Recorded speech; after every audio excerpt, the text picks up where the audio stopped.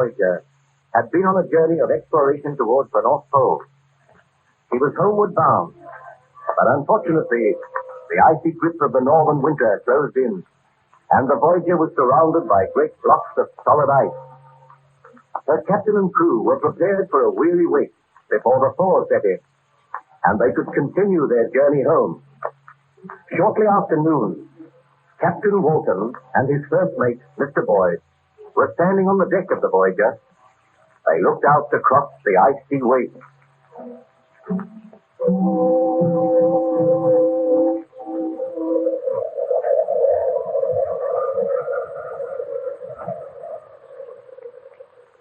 Well, Mr. Boyd, I think we will be here for quite a considerable time yet. There's no sign of a thaw setting in. The trouble is to keep the crew occupied, Captain. And they're beginning to grumble a good deal already. Well, give them as much work as you can. After all, we were prepared for something like this. We have ample supplies and provisions. I will take all responsibility for my men. I can promise you that they will all return safely to England. My eyes. What ails you, Mr. Boyd? Look there. Coming across the ice. A man. Are all the crew accounted for, Mr. Boyd? No one has left the vessel, sir. Ahoy there! The ship here. No one. I must be dreaming. This is another signal of my submarine. I can assure you this is a ship. Give orders to the strangers to be helped aboard, Mr. Boyd. Aye, sir. What ship is this? Whither are you bound? My men are coming to help you aboard now, sir. Bring him up that rope ladder. Steady there. Stranger appears to speak good English. Yes? I wonder where he came from. I can't understand. Man wandering about all alone out here. The wind and the snow is howling about. And they're bringing him aboard now, sir. Who is the captain of this vessel? I am captain. My name is Walton. And whither is this vessel bound? We have been on a voyage of exploration towards the North Pole. We commenced our journey homeward. The ice closed in on us. We are staying here until the thaw sets in. May I crave your hospitality and shelter? Most certainly, sir.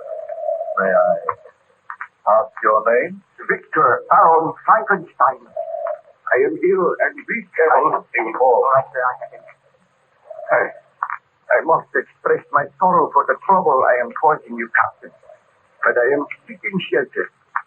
Then my quest must go on. I must always go on. I cannot die till I find that evil, that demon, which I unloosed upon the world. You speak strange words, sir. Forgive me. If I can but crave your kindness, some food, and I will... Mr. Boyd, take Baron Frankenstein below to my cabin. See that he is made comfortable there. Give him food and drink. Let the ship's surgeon attend to him. You are giving him your cabin, sir? Why not? You have my orders. Have a hammock slung for me in the cabin. Aye, sir.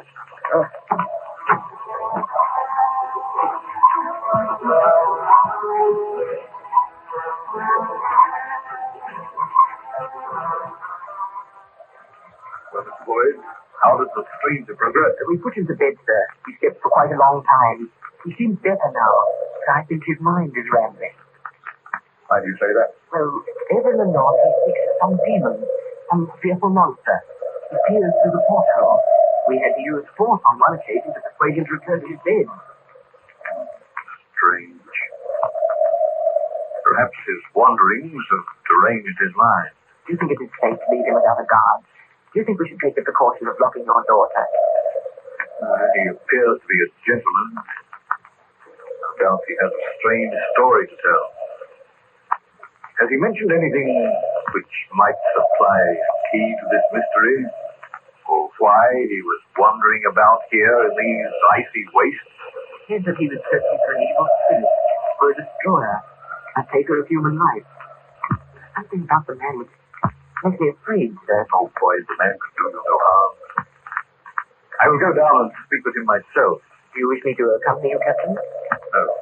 I will go alone. But should he become violent? Oh, the man is weak and ill. How can he become violent? He struggled with us when we dragged him away from the porthole. He said he must be watching. Forever watching.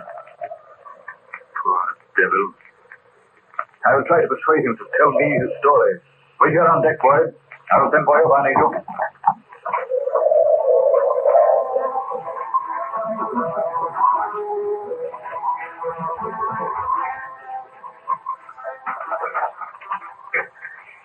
Pardon my intrusion, Baron Frankenstein. I came to inquire after your health.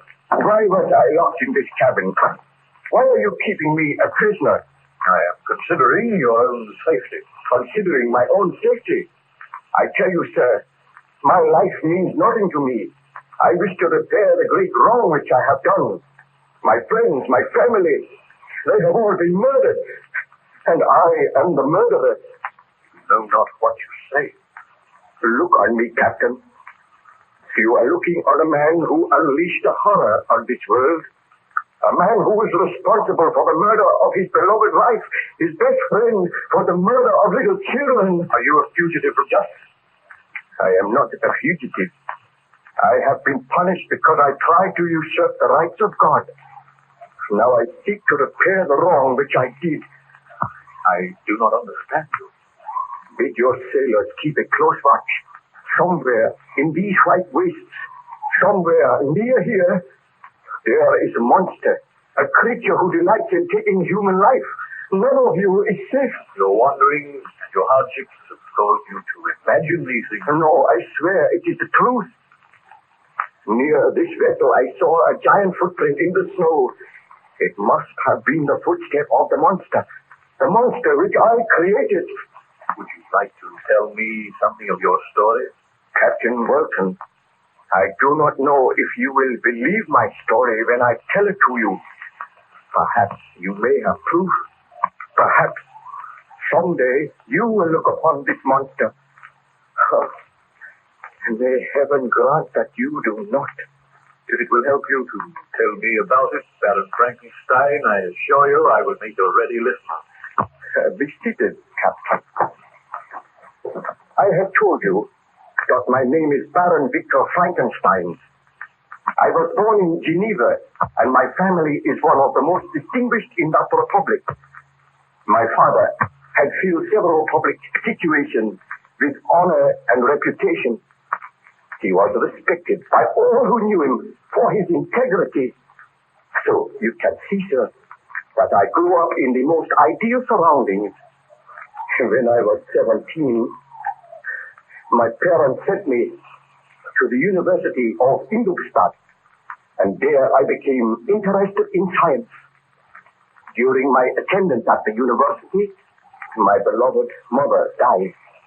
I returned home for a brief while, and whilst at home I fell deeply in love with my cousin Elizabeth, and I determined to marry her as soon as my course at the university had been completed. I returned to Ingolstadt and continued with my studies. I read deeply, and gradually a most dreadful thought occurred to me. From my readings and my studies, I realized that it would be possible for man to create man. I became aware of the tremendous power of electricity. I was caught once in a terrific thunderstorm. I observed how the lightning had split an oak tree in half. And the knowledge came to me that just as electricity can destroy life, so can it create. And then and there, my horrible resolve was born. I vowed that I would not rest until I had created a man. This seems incredible, Baron. Oh, it may seem incredible to one who is not acquainted with science, but I studied and experimented, and when I retired from the university, I begged my father to build me a laboratory near our old home. He agreed to do this, and then I took into my confidence an old family servant called Julio. The man was crippled, but he had a keen and agile brain, and he was interested in my experiments. For months we worked, I intended to create a creature who would be both strong, good to look upon, and noble. Are you speaking the truth, Baron Frankenstein? I swear that I speak the truth. Did you succeed with this monstrous project? I swear a holy oath that I succeeded. I created a man. I usurped the rights of God. Did I say I created a man? That is not the truth. I created a monster. A monster? Why, you might well shudder, Captain Walton. I will tell you the story of the creation of this monster. I will tell you why you found me wondering about the white race. How did you get here?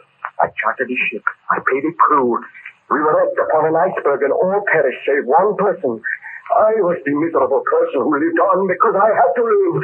I cannot die until I have destroyed that which I have created. But if you created this monster in Geneva, what is it doing here out in the white waste of the north? Oh, I'm tired, my friend. The story is too dreadful and horrible. Let me regain my strength so that I may complete my work. What I have created must be destroyed. Oh, my poor fellow, I assure you that we will give you every care and attention. Still you do not believe me.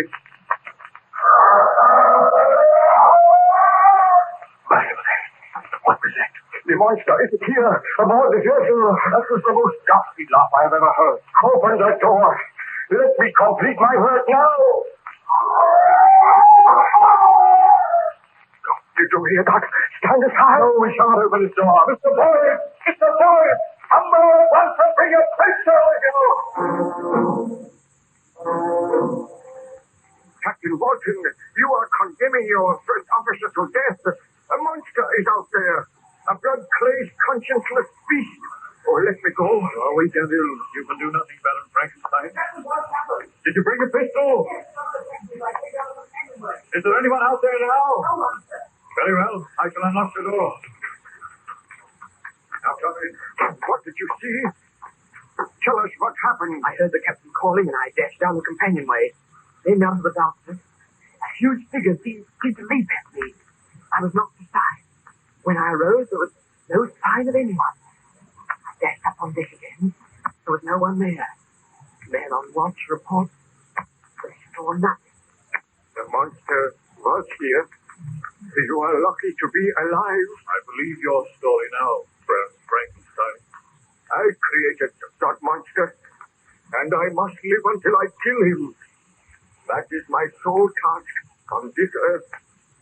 What I created, so I will destroy. What do you mean? It is a strange story, Mr. Boyd. The Baron Frankenstein is too exhausted to talk anymore tonight. Pray remain in the front bed. I must try to get to sleep. I must recover my strength. I must have strength enough to kill the monster. You shall have every care and attention here. I will place a man on guard outside your door. I do not think the monster will return tonight. The storm has become worse. The blizzard is raging now. It will be difficult for anyone to live out there. Let us trust that this monster perishes in the storm. I am to be called if any sign is seen of him. In the meanwhile, let me sleep. Then on the morrow, if I feel refreshed, I will tell all my story, Captain Walton. Very well, Baron Frankenstein. Mr. Boyd, you will go up on deck now, and you will arrange for two men to stand guard outside this door. I will share your cabin with you tonight. Aye, sir. I bid you good night, Baron Frankenstein. We will meet on the morrow.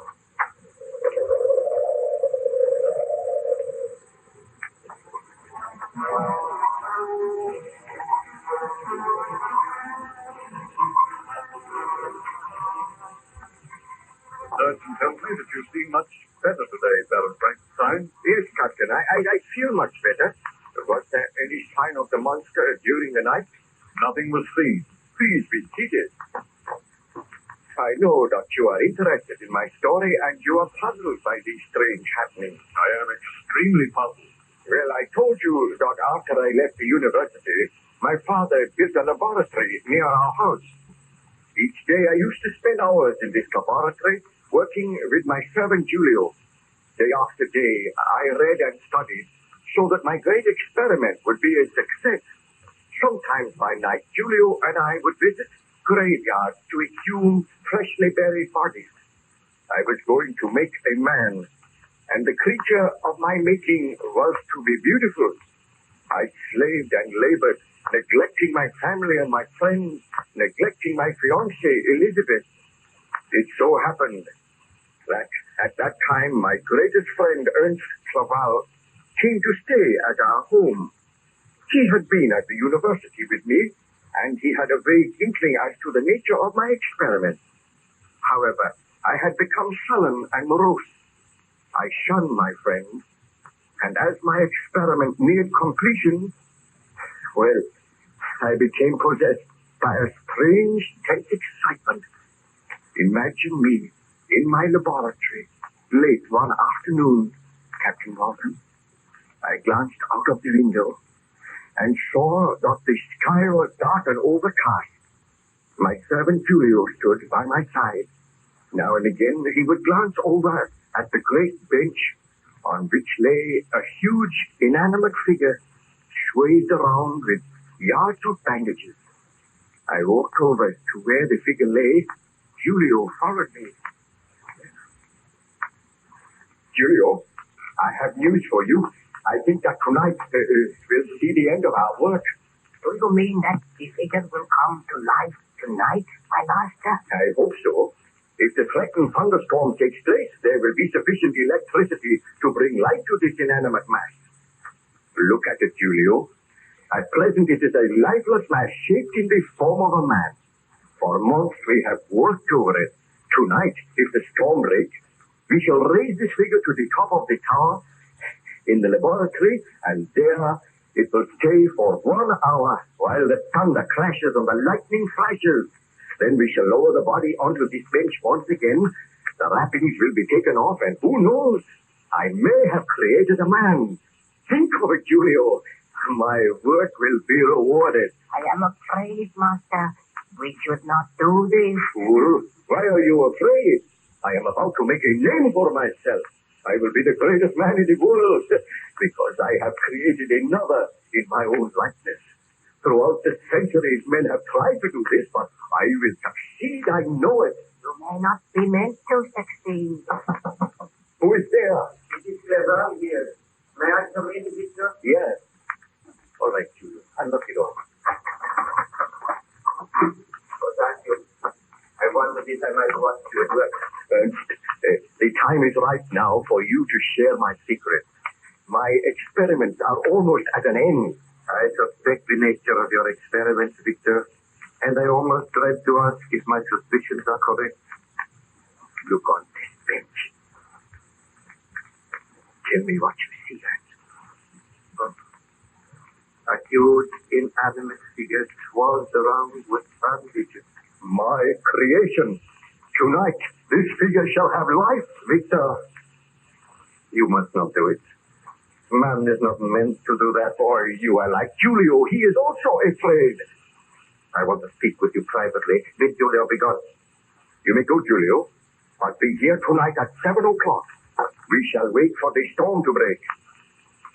The clouds are banking up now. I will obey you, my master.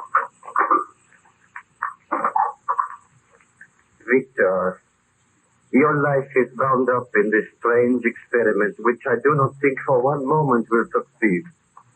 But might I point out that you are in love with a very beautiful and charming girl. You are neglecting her, and she feels this neglect keenly. Clerval, my friend, I know that I have been neglecting Elizabeth, but she will be proud of me, proud to marry me.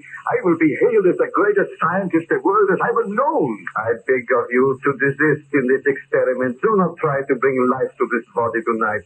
Destroy what you have already done. Then marry Elizabeth and go away somewhere for a long holiday. You do not look well, my friend. Oh, I have been working too hard. But you ask too much of me, Ernst. I cannot give up my life's work. Do you love your work more than you do Elizabeth? I love Elizabeth very dearly, but I must do something with my life. I have always wanted to be a great scientist. My discovery will revolutionize the world. It will be possible to make men. Do you not understand? It is not possible. Experiments like this are not meant to succeed. You are usurping the right of God. You are my best friend. You cannot seriously ask me to give up this work. I am going to ask you to be here in this laboratory with me tonight to watch as I unbind the bandages from this figure and to know that my experiment has succeeded. Very well, Victor. Since you insist. But I do think you should take Elizabeth into your confidence. Let her come here tonight. Oh, she will be afraid. We will all be afraid. But without wishing to dampen your ardor, let me assure you that I do not think this experiment will succeed. We shall see. Well, come with me now. Speak to Elizabeth. Tell her that you have been neglecting her and ask her to be present tonight. I will do that. We will go and seek out Elizabeth now. Well, Captain, I sought out my fiancée. I told her the truth. At first she was horrified, but gradually she became interested, and she consented to be present in the laboratory that night. After dinner, the storm developed rapidly. The thunder roared, and there were great streaks of forked lightning. Together, Elizabeth, Ernst, and myself went to the laboratory. There we found Julio awaiting us, and I led the way to the bench on which lay the inanimate figure. When we reached the bench, well, my friends, I feel that you are about to witness one of the most extraordinary things in the annals of the world's history. Before you see a great inanimate figure entirely covered in bandages. By means of pulleys, Julio and I will raise that figure to the top of the tower, where it will remain for an hour. Then we will lower it, and I think the figure will have life. No, you cannot do it, Victor. You must not. I am afraid. Elizabeth, you said you had confidence in me. Will you promise me this, Victor? If the experiment is a failure, will you marry me and let us go away together? Never attempt to do this again. It is madness. I promise that if the experiment is a failure, I will discontinue all attempts. Now, does that satisfy you, Elizabeth? It does. Oh, do not worry, Elizabeth. I feel sure that this experiment cannot succeed. You hope it does not succeed, Ernst, but we shall see. The storm is at its height now. Come, Julio. Help me to place the body on the lift. Now, carefully. Roll it over. Victor, I beg of you, do not do it. Quiet, please. Now, Julio, pull the ropes and I will assist you. See, my friend, the body is going up to the tower. There it will be exposed to the full fury of the storm. Watch. The lightning frightens me. But this is a dreadful storm. The body is in place now. It will remain there for an hour. We must be patient. We will wait here. And in an hour's time, I will lower the body, unwrap the bandages, and perhaps I will have cleared. Please proceed, Baron Frankenstein. Tell me what happened. I can tell you no more today, Captain. I am weary now, and the memory of the past upsets me. Please be patient. I will be patient. I will leave you to rest now, but I will return later, anxious to hear the remainder of your story.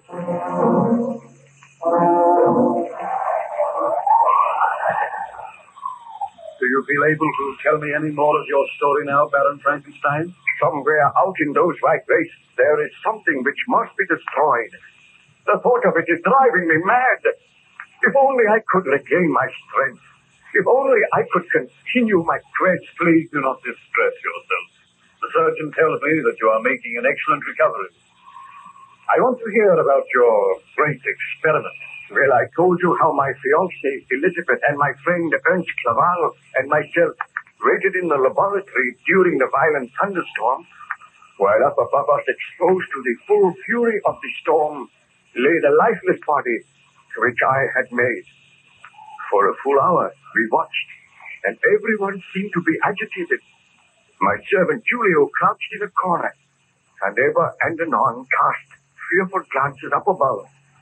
At last the hour passed, and I motioned to Julio to move over towards the pulley.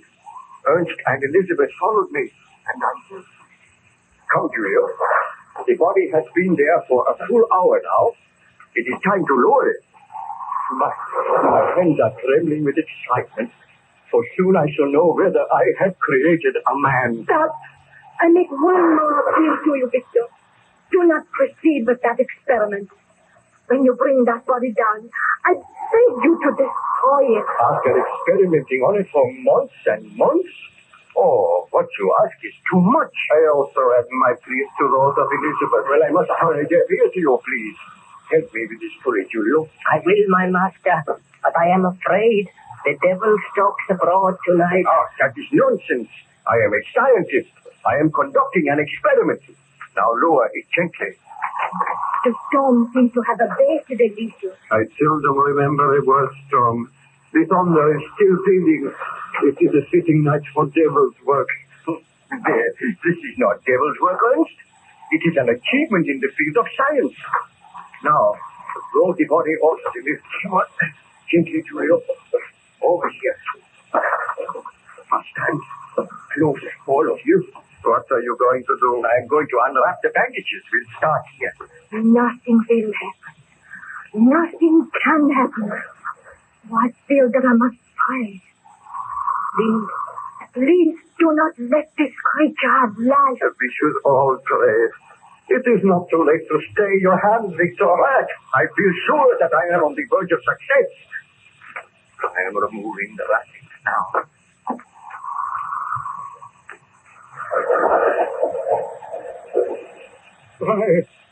Look! The storm is increasing again. It seems almost as if the voice of the heavens is protesting. Look, Captain Faith. It is horrible. I did not mean the face to be like that. I thought it would be beautiful. The skin is all drawn tight. It is awful. Oh. And this is ghastly. There is no sign of life. Wait. I will remove the other bandages. I have never seen today. Hideous, bestial face. No creature like that could have life. Elizabeth, what ails you? Darling, I swear I saw them float you. Look closer. The eyelids did move. No. We must be dreaming. The eyes are open. The horrible creature is looking at us. No. It has closed its eyes again. Julio, darken the room. The light is too strong. My master, let me take this hammer. Let me destroy the creature. You heard my orders. Lower the light. I will obey. Look. It is raising one arm. It has life. My experiment has succeeded. I have created life. I am the greatest man the world has ever known. No other man has had such power. Victor, this is too horrible. Destroy it now. Destroy it now would be murder. Although this creature is terrible to look upon, it is a man. It has life. It has feelings just as you and I. Can it speak? Not yet. It must learn to speak. Just listen to it. That awful noise. What are you going to do, Victor? I was prepared for the success of this experiment. So there is a room all in readiness for my creation. Unlock the door of that room, Julio. I am afraid that we destroy this creature. Come, Julio. You helped me to create this man. It is not a man. It is a monster. It is moving. It is struggling into a sitting position. Have you unlocked the door of the room, Julio? I have, my master. Then help me. We will move the creature into its abode. We will lock it in there. It will be your charge until tomorrow, Julio. Remain here in the laboratory. Remain just outside the door. Do not enter the room yourself, and do not let anyone else enter. I will obey. Oh, this is my creation. A man which I made with my own hands. The creature seems to be able to focus its eyes now. It is looking straight at me. Oh, it looks awful. I shall train it myself. Come, take the other arm, Ernst. Let us slip it to walk across the room. No, I cannot touch it. There is much I would do for you, Victor, but I cannot touch that monster. I feel that I am going mad. There is no need to be afraid. The creature is helpless. I can barely walk. You help me, Julio.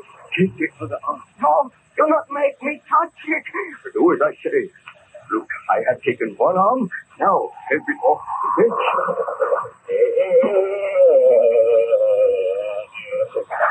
Take it across the room.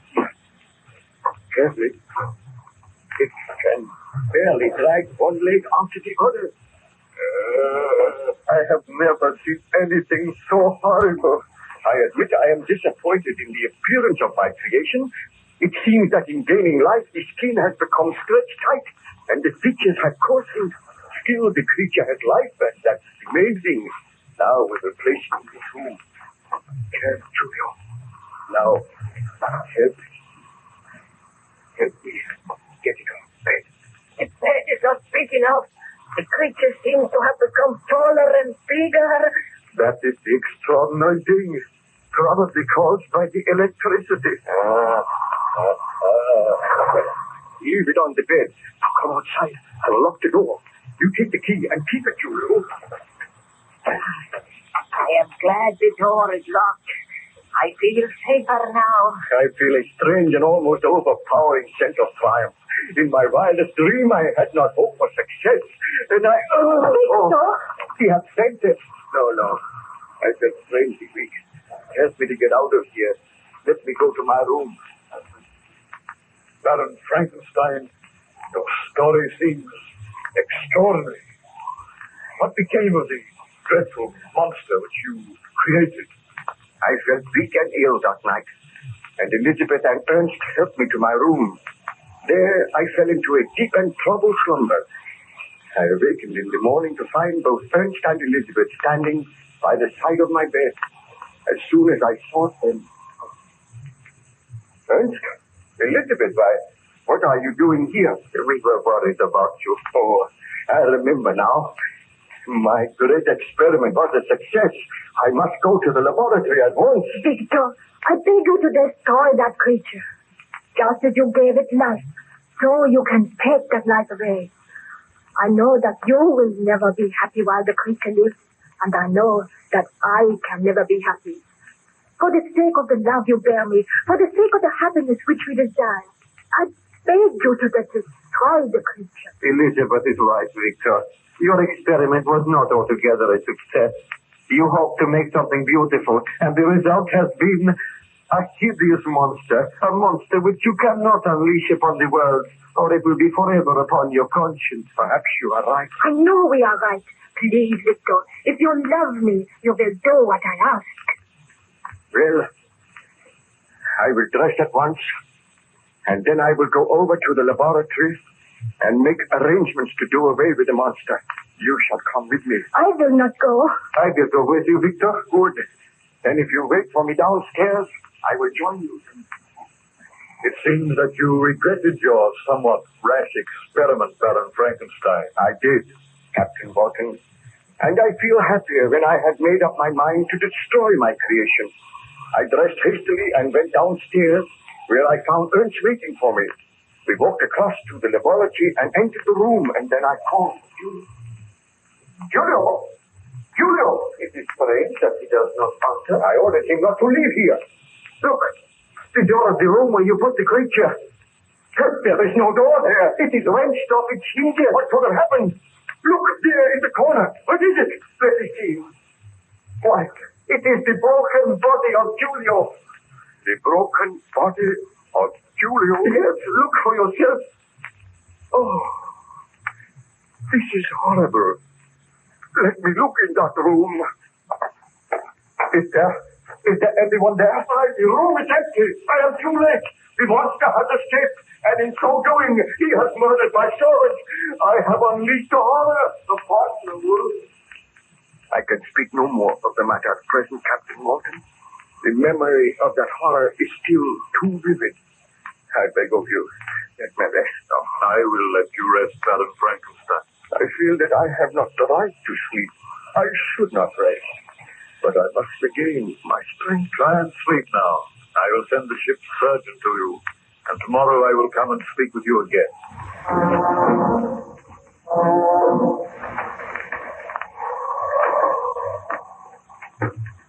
You look much better this morning, Baron Frankenstein.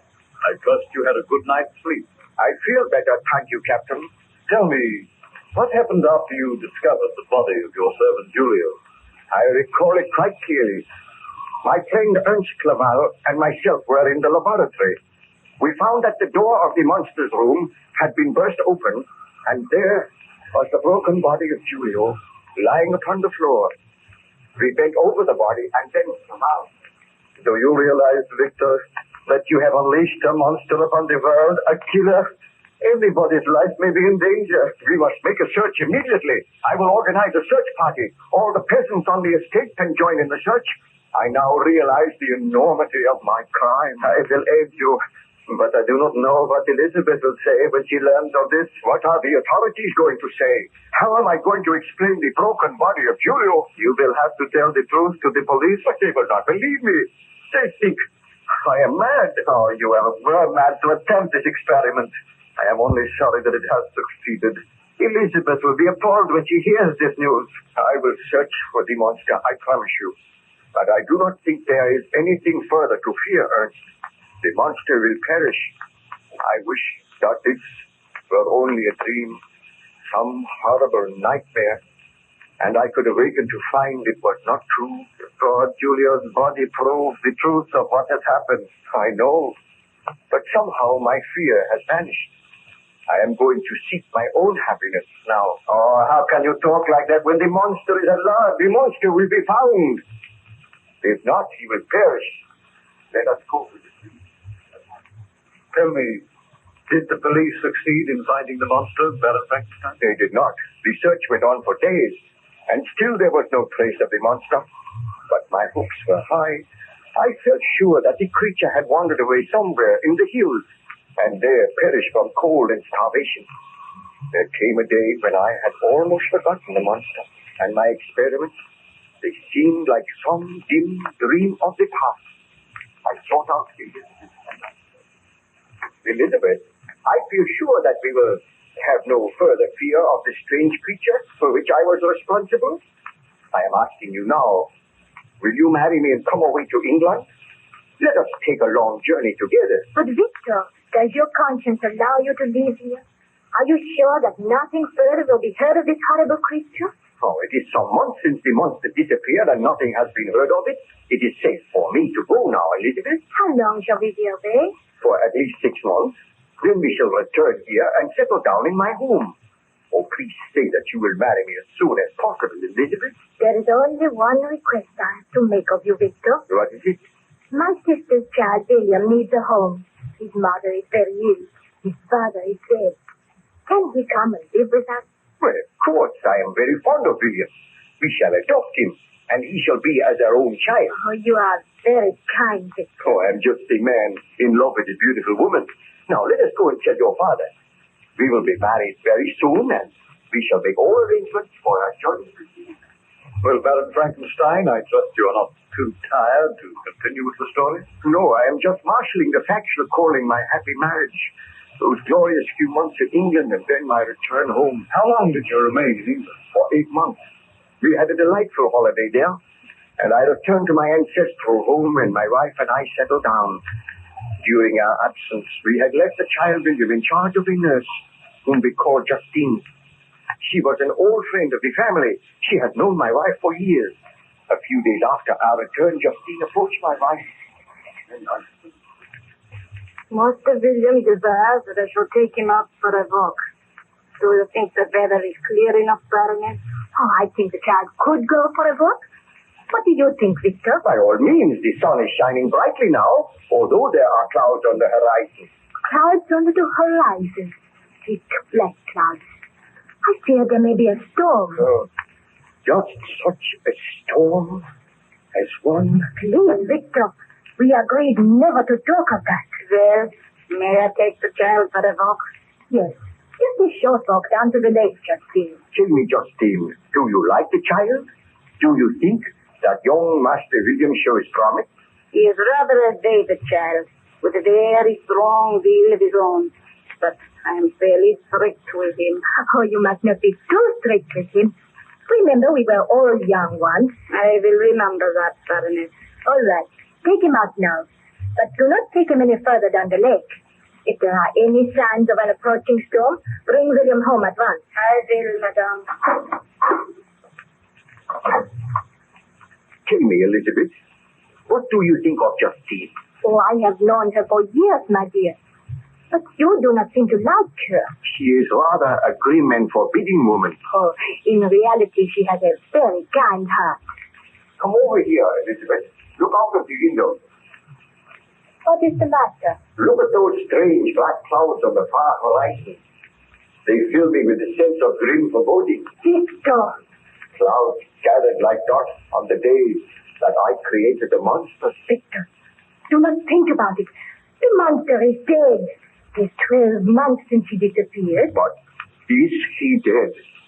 The body has never been found. Darling, do you not think we would have heard if the monster had still been alive? I suppose so. Did you hear that? Thunder in the distance. Oh, I hope Justine has the intelligence to bring William home before the storm shows signs of breaking. Why am I seized by this nameless fear? That thunder frightened me. Darling, do not think of the past. Let us talk of something else. We know that your friend Ernst is due tomorrow. We hope he stays with us for some weeks. I will be glad to see Ernst again, but in a way he will remind me of the horrors of the past. Oh, you must do your best to forget. You must try and forget that the monster ever existed. I must tell myself that. I created the monster, and now that monster is dead. I will never see it again. Victor, what can I hear? What dreadful sound! Strange dragging footsteps. The footsteps are approaching, Victor. Victor, I am frightened. The footsteps have stopped. Victor, what can it mean? Look, Elizabeth. The door is opening slowly. So slowly. Frankenstein, my master. We meet again. The monster. This cannot be. I told myself that the monster no longer existed. It is many months since we have met, my master. And now all that you desire.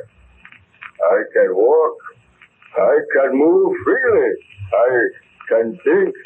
And I can speak. Where have you been? Living in the woods these many months. Watching other folk. Learning to speak as they speak. And almost dying from intolerable loneliness. I come to make terms with you, my master. Terms? What mean you by that? Victor, he looks too horrible. That awful face. Those long, shambling legs. Tell me it is not true. Calm yourself, please, Elizabeth. I am an object of hatred and scorn and derision wherever I go. You did this, Frankenstein. You gave me life, but a life which is filled with misery. All men, all women turn from me. Why did you give me life so that I may suffer? If I had a gun, I would put an end to the life which I gave you. I would destroy you. I do not wish to die. I wish to live. I wish to be happy as other men are. Why? What do you ask of me? You made me. You gave life to me. Now make a mate for me. A woman who may share my life with me. What you ask is impossible. It shall be my mission in life to destroy you. Did you not kill my servant? That matters not. We will talk of this again. I have come to make a bargain with you. Give me a companion, someone to share my loneliness. Why should I not know happiness as others know it? Victor, you must not grant his request. Fear not, Elizabeth. I will never grant it. So be it, Frankenstein. You and yours shall suffer for this. What mean you by that? I killed one man, and I can kill others. And unless you heed my demand, unless you fashion for me a mate, then you and all your family will suffer. I will kill them just as I killed that man. I will kill all who stand in my path. I will leave a trail of death and destruction wherever I go. But I will not kill you. You shall live on until I bend you to my will. The creature shall rule the master. Oh, monster, I shall kill you now. That fury mannequin. Victor, be careful. He is not dead. He laid his hands on me. and I hurled him away. Rise to your feet, Frankenstein. I am powerless to destroy the thing which I created. You are powerless. We shall meet again.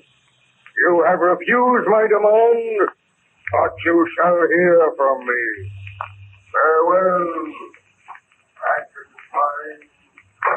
Victor, do not go after him. He will kill you. Elizabeth, what can I do? You heard his threat.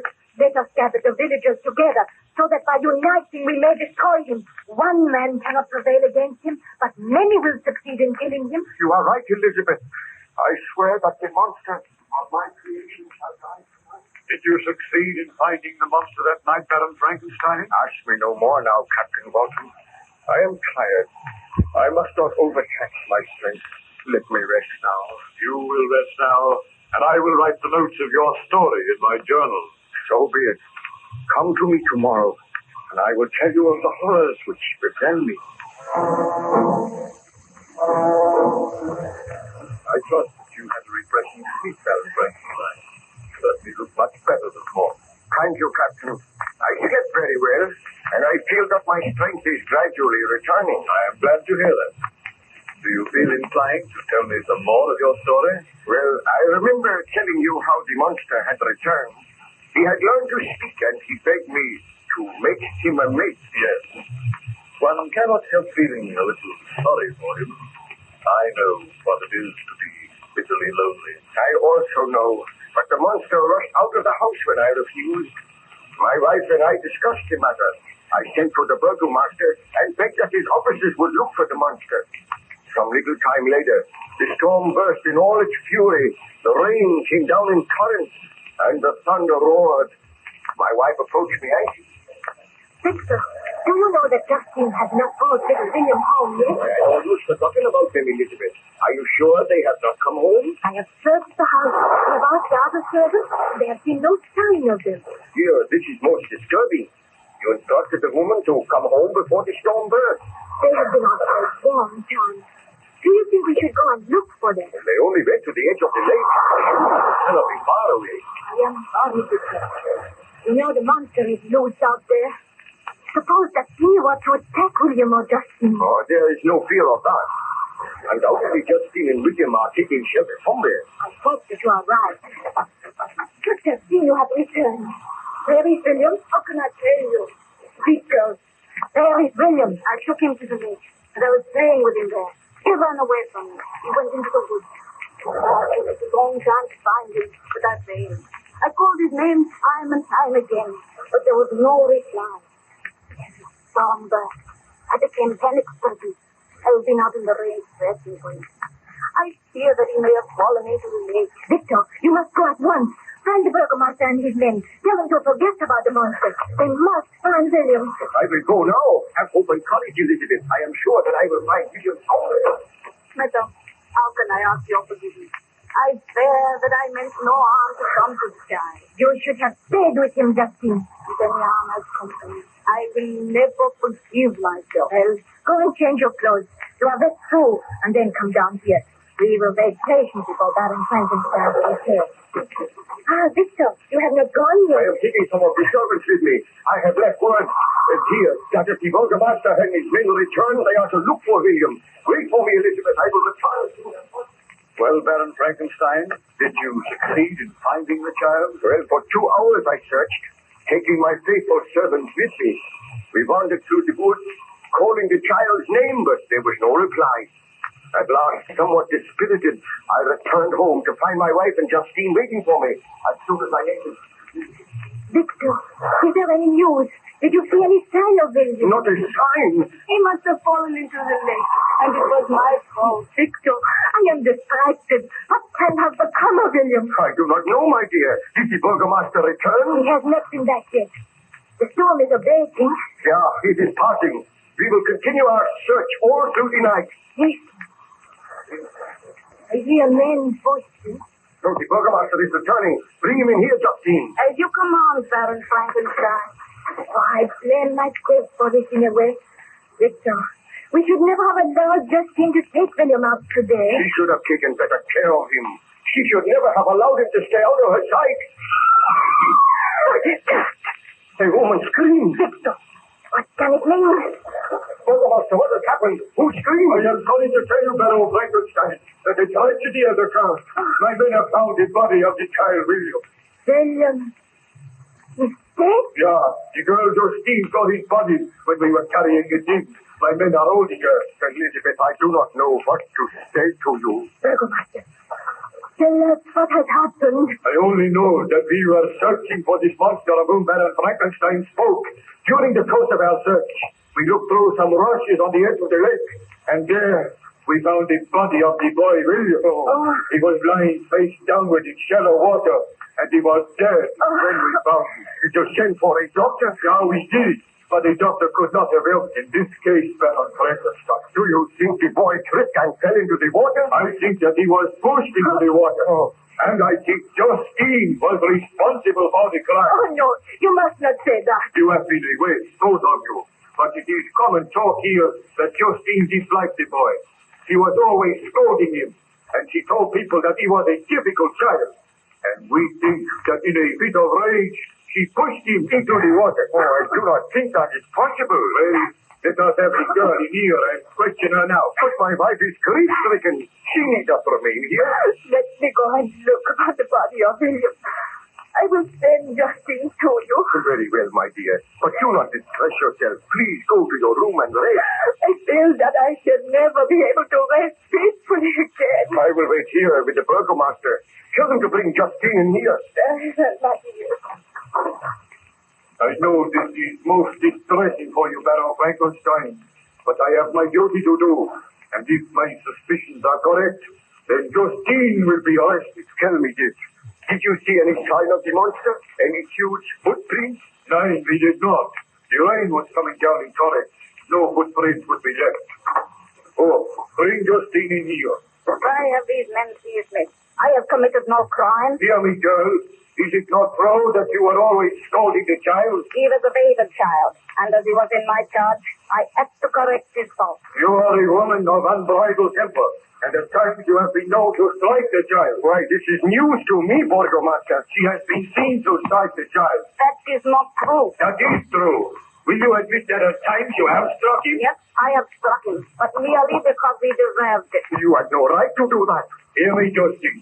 Is it not true that in a fit of rage, you pushed the child into the lake? That is untrue. I swear I did not push him into the lake. He ran away from me. He went into the woods, and I could not find him. You must believe me. We do not believe you. Baron Frankenstein, you know I would not kill the child. Address your remarks to me, Justine. Is it not true that in a fit of rage, you pushed the child into the lake, and then you were afraid of your mad act? You wandered around in the rain for hours and pretended you were looking for him. It is not true. Did you quarrel with him today? I was angry with him for running away from me, and I said I would slap him if I caught him. You terrified the child. I did not kill him. I am going to arrest you and charge you with the murder. You will stand your trial in due time. Baron Frankenstein, I appeal to you. I swear that the child came to no harm at my hands. I have served your family faithfully and well these many years. I did not murder William. You cannot believe it of me. I beg that you do not allow him to arrest me. Burgomaster, I think you are being rather hasty. I cannot believe that Justine pushed the child into the lake. It is my duty to arrest criminals, and I suspect her of having committed the murder. You are a stupid man. There is no proof that I did it. We will find proof. What has happened? Oh, Elizabeth, you have returned? I guess I wanted to know what was happening here. And I thought that you should go and look on the body of William. Justine has been arrested. The burgomaster thinks that she killed William. Darling, save me. Do not let them arrest me. I did not kill the child. You believe me. You must believe me. Burgomaster, why do you say that Justine killed the child? Who else would have done it? Wait here. I wish to go and look on the body of the child. Do not take Justine away until I speak with you again. Very well. We will wait for you, Baron Frankenstein. I will return in a few minutes.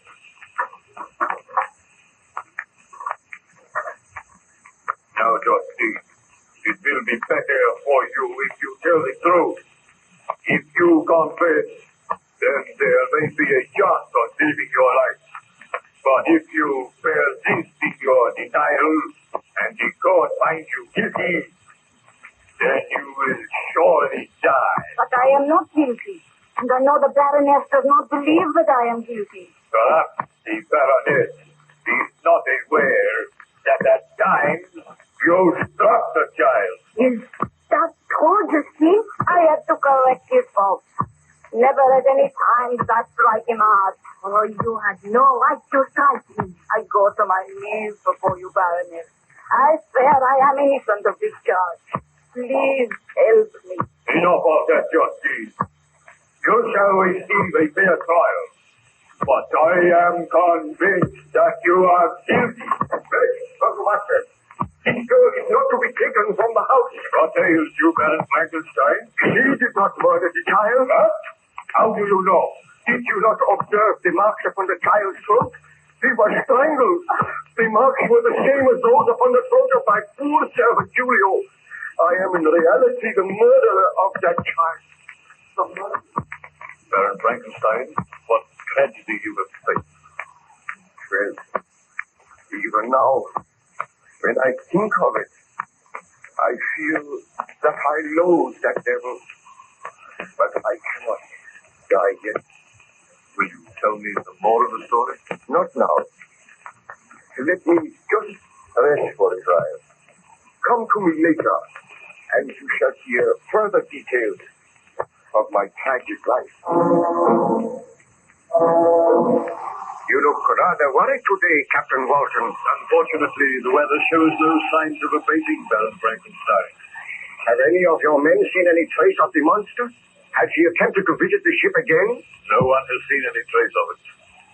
Let us hope it has perished out there in the blizzard. I hope so, but I very much doubt it. Do you feel inclined to tell me some more of your story?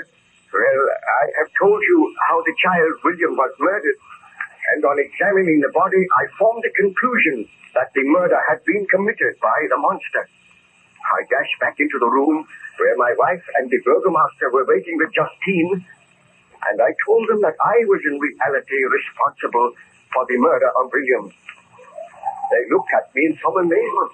Then my wife... Victor, what are you saying? It is true, Elizabeth. The monster killed William, and I created the monster. He has done this for revenge because I refused to grant his request. Do you not agree with me that Justine was guilty of the murder? I swear that I am not guilty. You can release Justine. She is innocent. Burgomaster, did I not set you and your men to search for the monster? The monster which you say you created. I like the story, Baron Frankenstein. Understand, Burgomaster, that people do not doubt my word. I say that Justine is not guilty of this murder. Take your men, go and search for this monster. Then you will find the murderer. Had you examined the body closely, you would have seen the marks on the throat. I am sorry if I have given you offense, Baron Frankenstein. I was merely trying to do my duty. I appreciate that. Will you go now? Seek until you find this monster. Have no mercy. Shoot him on sight. We will do that. But of a truth, I have never seen the creature. Is it true that he is your creation? That you made him in a laboratory at the back of his house? It is true. Now go and do not question me further. Find him and kill him. Come, you may. There is much work to be done tonight. We will take our leave, Baron Frankenstein. Baron Frankenstein, I go to my knees and thank you for saving my life. I thank you for making them release me. All right, Justine. Now go. Yes, I wish to speak to the Baron, and I do not wish to be disturbed. I will go, and believe me, I will sincerely mourn the child. What have you to say to me, Elizabeth? You are a murderer, Victor. You were right when you said you were responsible for William's death. It was through your own obstinacy, your headstrong stubbornness, that the monster was brought into being. Frankston, I pleaded with you. We begged you not to proceed with this experiment. But you turned a deaf ear to our pleas. And as a result, Julio and William have been murdered. The murder is yours, and it will forever be upon your conscience. Oh, Elizabeth, please do not turn against me. Had you heeded me, had you really loved me, you would not have proceeded with your experiment. You would have married me and destroyed the form which you had made. But you were selfish. You wish to win fame. And what is the result? Oh, I hate you, Victor. Oh, Elizabeth, you do not mean that. Oh, that child's body lies in this house, mutely crying for revenge. And yet you stand here and try to justify yourself. What can I say to you, Elizabeth? Are you going to let that monster live? Are you going to let it roam the countryside, leaving a trail of death and misery? Why are you not out searching for it? Why do you not destroy this evil thing? Very well, Elizabeth. I admit that I cannot justify myself. I will go now, and I shall not return until I have slain the monster. No, Victor. I do not mean what I said. If you go out there, the monster may kill you. You have shown me my duty very plainly, Elizabeth. I will go, and I trust that I will return. You must not go, Victor. The shock and the grief caused me to speak like that. I do not hate you. I love you, and I want you to stay here. It is because of my love for you I want to repair the great sin which I have committed. You cannot go. Remember, Ernest Corval is coming tomorrow. Tell him what has happened, and do not fear for me. Goodbye. Did you succeed in finding the monster, Baron Frankenstein? Well, I wandered out into the night. I walked through the woods. I traveled for miles until I was footsore and weary. But still I saw no trace of the being which I had created. And then, just as dawn was breaking, I came to a little clearing at the side of the woods. I looked around curiously, and then eventually I heard a woman sobbing. I hurried in the direction of the sound, and as I came through the woods, I saw a peasant's cottage. Outside the cottage, a woman was kneeling beside the body of a man. She was weeping bitterly. I approached her. What is the matter? Can I do anything to help you? Who are you? Where have you come from? My name is Baron Frankenstein. What is the matter with this man? Oh, he is dead. He has been murdered. Let me see. Oh, the same marks. Wonderful. This man was my husband. We lived here happily together for many years. Then one day a strange creature came into the woods. He seemed to be half man, half beast, always crying throughout indoors. Following my husband, then he went to his work in the woods. Today, my husband took his gun. He shot at the creature, and the bullet struck him, but it had no effect. The creature advanced. He seized my husband by the sword. I was powerless to interfere, and in a few minutes, Gustav was dead. Then the creature ran into the woods, saying that all men were his enemies. Leaving a trail of death and misery. Will you help me, sir? What can I do? I am so afraid. We will take your husband's body into the house. I will return to town and you shall come with me. It is not safe for you here. And what is this strange creature? Where did he come from? He terrifies me. Will help me to carry your husband's body down gently now. Bring it in here. Come on. We shall lay it on the couch. What can I do? Oh, Gustav, my husband. Take comfort. Although there is little I can say. What? Listen. The monster approaches. Oh, we are not safe. We shall be killed. Greetings, Frankenstein. I thought that you would follow me. I have followed you so that I may kill you. This time I have a gun. You cannot kill me. We shall see. I am wounded, Frankenstein, but I will not die. You are the second man who has tried to kill me today. The second man who has wounded me, who has taught me the meaning of physical pain. Let this woman be gone. We have much to say to each other. Let him go. This creature is a devil. He cannot die. Poor woman. Why did you kill her husband? Because he was my enemy. All men are my enemies. And I take that gun from you, Frankenstein. You devil! You are so strong! Now we can talk. This woman will not return. She will run to the town for aid. I am the most wretched being on this earth. You are my creator, Frankenstein, and yet you despise and spurn me. You gave me life, a life that is filled with misery and wretchedness. You gave me this hideous form which turns all men against me. Do you expect me to love all men? Why did you kill the child? Why did you kill this poor peasant? Because he strove to kill me. Have I not the right to defend myself? Why do men strive to kill me? Why do they shudder when I appear? Is that not your fault, Frankenstein? Have I not suffered enough? Do you not think I have been punished? Everywhere I go, I seek bliss and happiness. But I am excluded because I am a hideous monster. Misery made me a fiend, but it is in your power to make me happy. Then there will be no further death, no further misery. When first you brought me to life, I was a poor, helpless, miserable wretch. I knew and could distinguish nothing, but I could feel pain, and I spent my days in weeping and misery. I will remember one day when I was oppressed for the cold. I was wandering in the woods. I found a fire which had been left by some beggars. I was overcome with delight at the warmth I experienced. I thrust my hand into the embers. I quickly drew it out again with a cry of pain. Thus did I learn the meaning of physical pain. But I have had greater suffering than that, Frankenstein. Wandering in loneliness. And yet you could give me happiness. I watched this couple whom you call peasants. They were happy. They loved each other. A love which I could never know. I wished to be friendly with them, but they fled from me. Viewed me with hatred and loathing. The man strove to kill me. Then he died.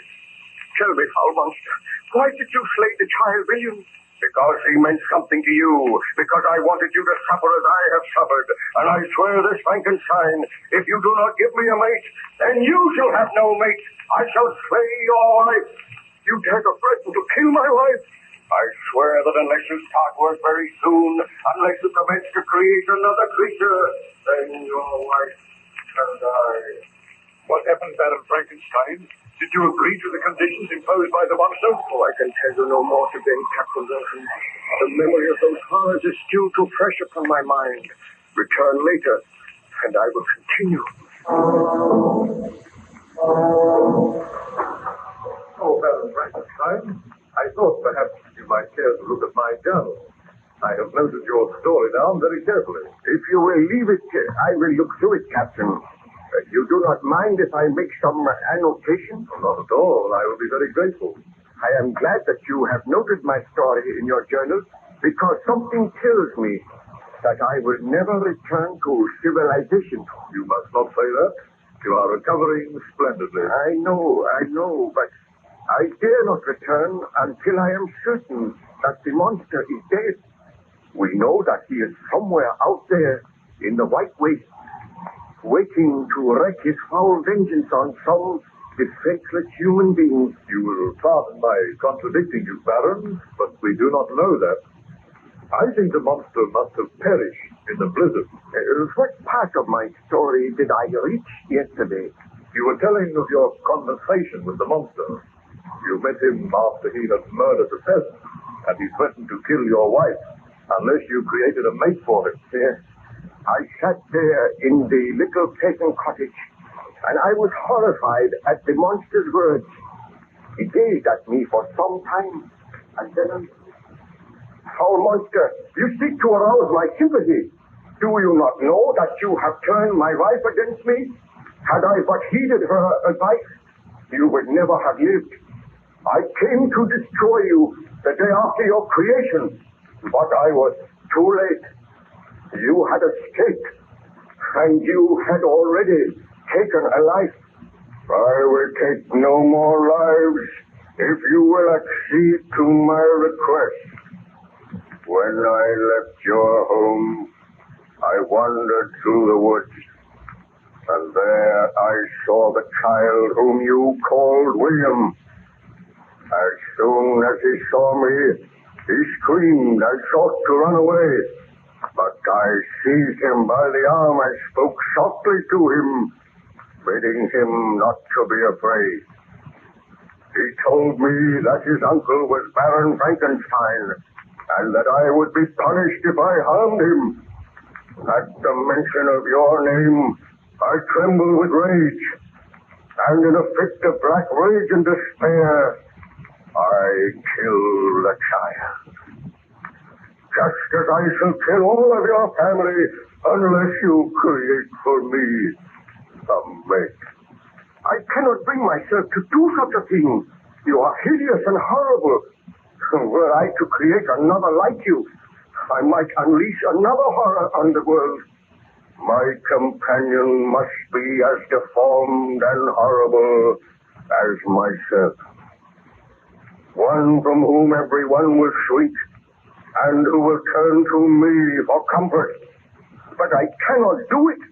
You must do it, or I will work against you so that you shall curse the very day that you were born, so that you will curse those whose hands created me. I do curse them now. I seek to reason with you.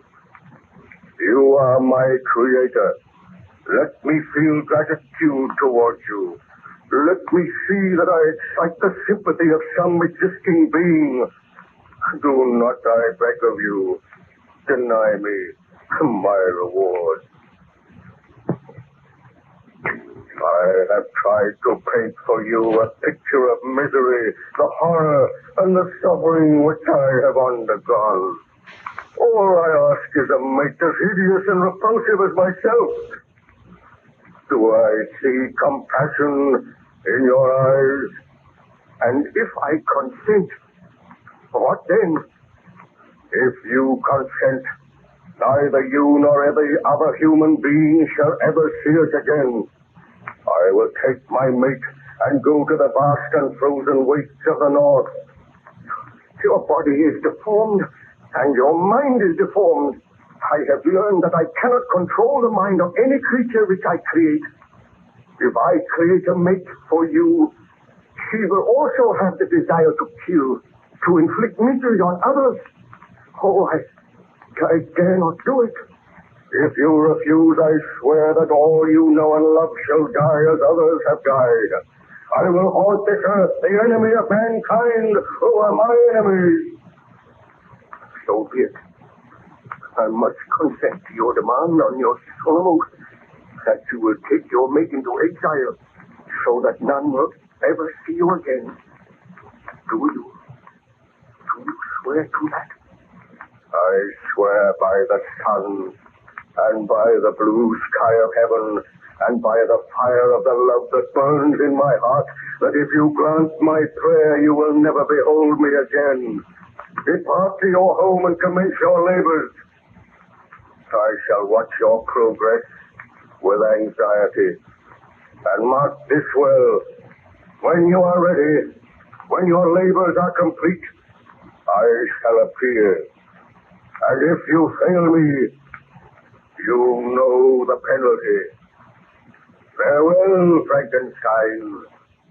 I trust that soon we shall meet again, and that the meeting shall bring happiness.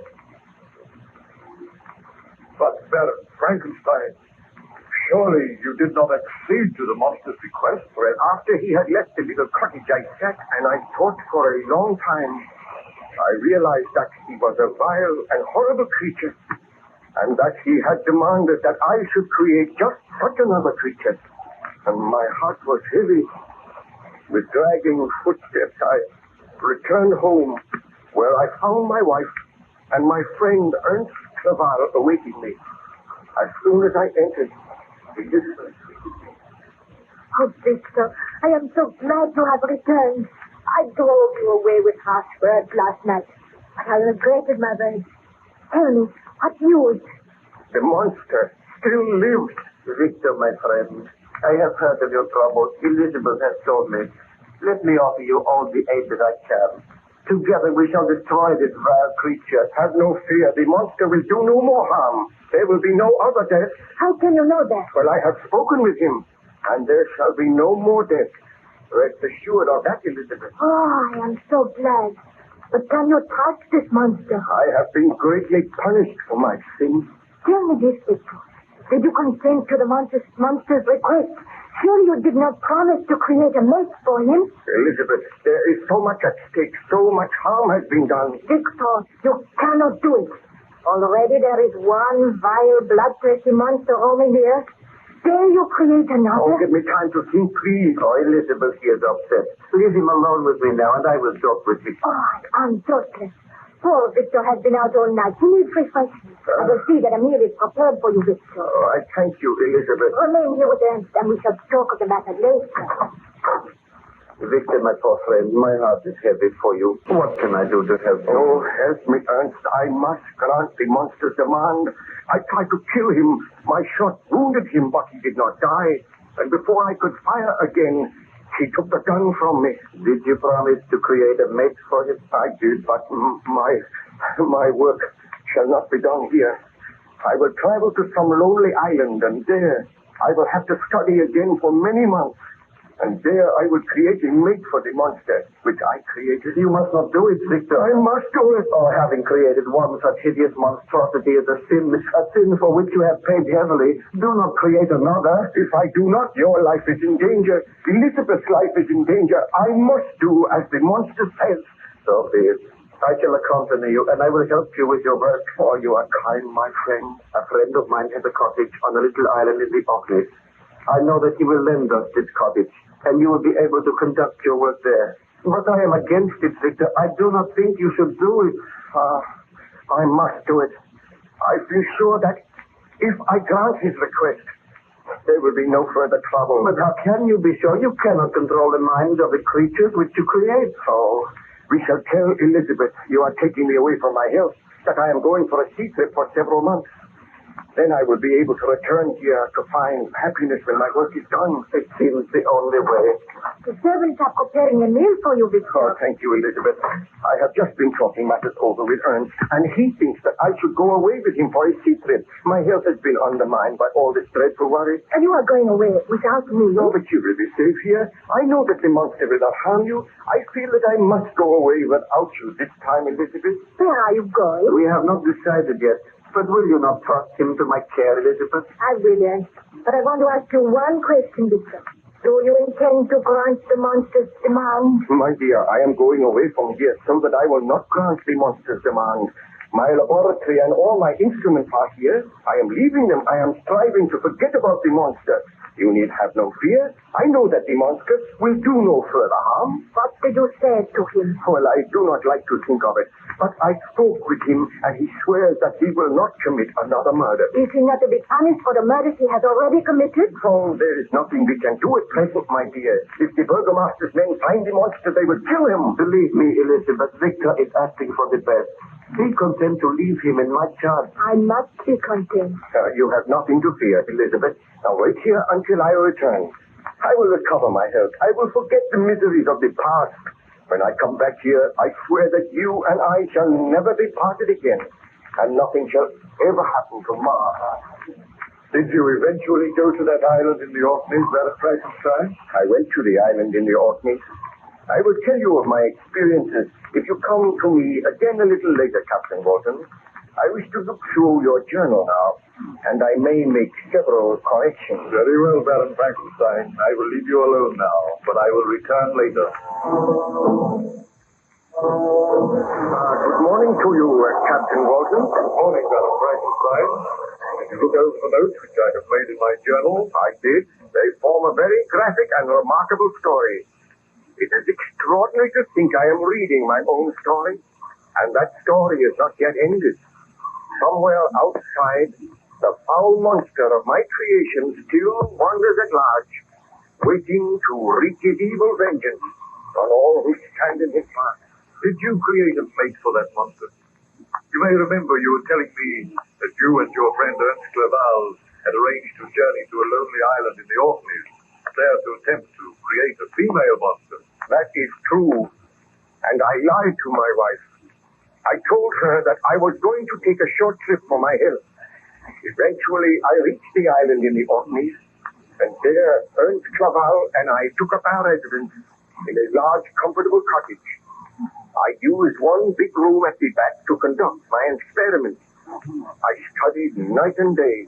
I worked for months, and at last I molded a form which I hoped would someday have life, and would be the mate of the monster which I had created. One night, I sat working over this form, while Ernst sat by my side. He watched me at work. Victor, I do not know whether you are doing the right thing. I do not feel that you should create another monster. I have doubts myself, my friend. As my work nears completion, I am afraid. I think that I will unleash another killer, another frightful monster to bring havoc and misery into the lives of many people, and yet I must go on. You do not know that the original monster you created still lives. He may have died by now, and if you continue with this work, you may have to destroy it. Sometimes I feel that the monster which I created will destroy me. Oh, you should not think of those things. Have you heard from Elizabeth lately? I received a letter from her yesterday. She begged me to return home and wonders why I am delaying so long. She must never know what I am doing. She will never forgive me. She will never learn. Come to bed now, Victor. You have worked long enough. You look tired a little. I am tired and ill, but I cannot leave my work at present. You go to bed and leave me here. The truth to tell, I am tired of this cold, windy, unpleasant island. Will we be here much longer? Not very much longer. If I work through the night, it will merely be a matter of waiting for a thunderstorm. That might come tomorrow, and then my work will be complete. Then this lifeless body will have the divine spark, and I will have sinned again. Oh, think of it, Ernst. I should not do it. I know I should not do it. Courage, my friend. It is not too late to destroy the body. Go, leave me. I must think. And I must work on and on, working for the monster which I created. You will be all right here? Of course. Why not? Oh, very well, my friend. I will bid you good night. Hello. What was that? Oh, the casement windows are open. The force of the wind must have blown it open. Strange. It has never done that before. I shall close it before I go. That is better. Good night, Ernst. I will see you in the morning. Good night, Victor. Do not stay up too long. Alone with the devil's work that I have made my own. My thoughts drive me to a frenzy. If only I had never attempted to create the monster. If only I did not have to slave now at the orders of my own creation. Who's that? I said that I would be watching over you, Frankenstein. A monster. I have watched you these many days. I've traced you to this lonely island, and I am happy knowing that now you are obeying my orders, knowing that soon I am to have a companion, a mate in my own likeness. Oh, why do you haunt me? Why have you followed me here? Are you not my creator? Have I not the right to follow you and watch you at your work? Anger me not, Frankenstein. I am living for the day when that lifeless form that lies before me shall have life. Then there will be one creature on this earth which will not regard me with shuddering, hatred, and loathing. You look more hideous than ever. And when I think that I created you, I am filled with horror and remorse. I cannot make another in your likeness. Begone, foul fiend! Have a care, Frankenstein. You remember the threat I made to you? Unless you complete your work, unless you make me a companion, all those whom you love shall die at my hands. Standing there, framed in the window, you look more loathsome than anything I have ever seen. Those hands which I made have killed defenseless people. And they shall kill other defenseless people if you do not obey my orders. Tell me this. Have you slain anyone since last we spoke? I slew but one man. He laughed and jeered at me, hurled stones at me, turned the villagers against me.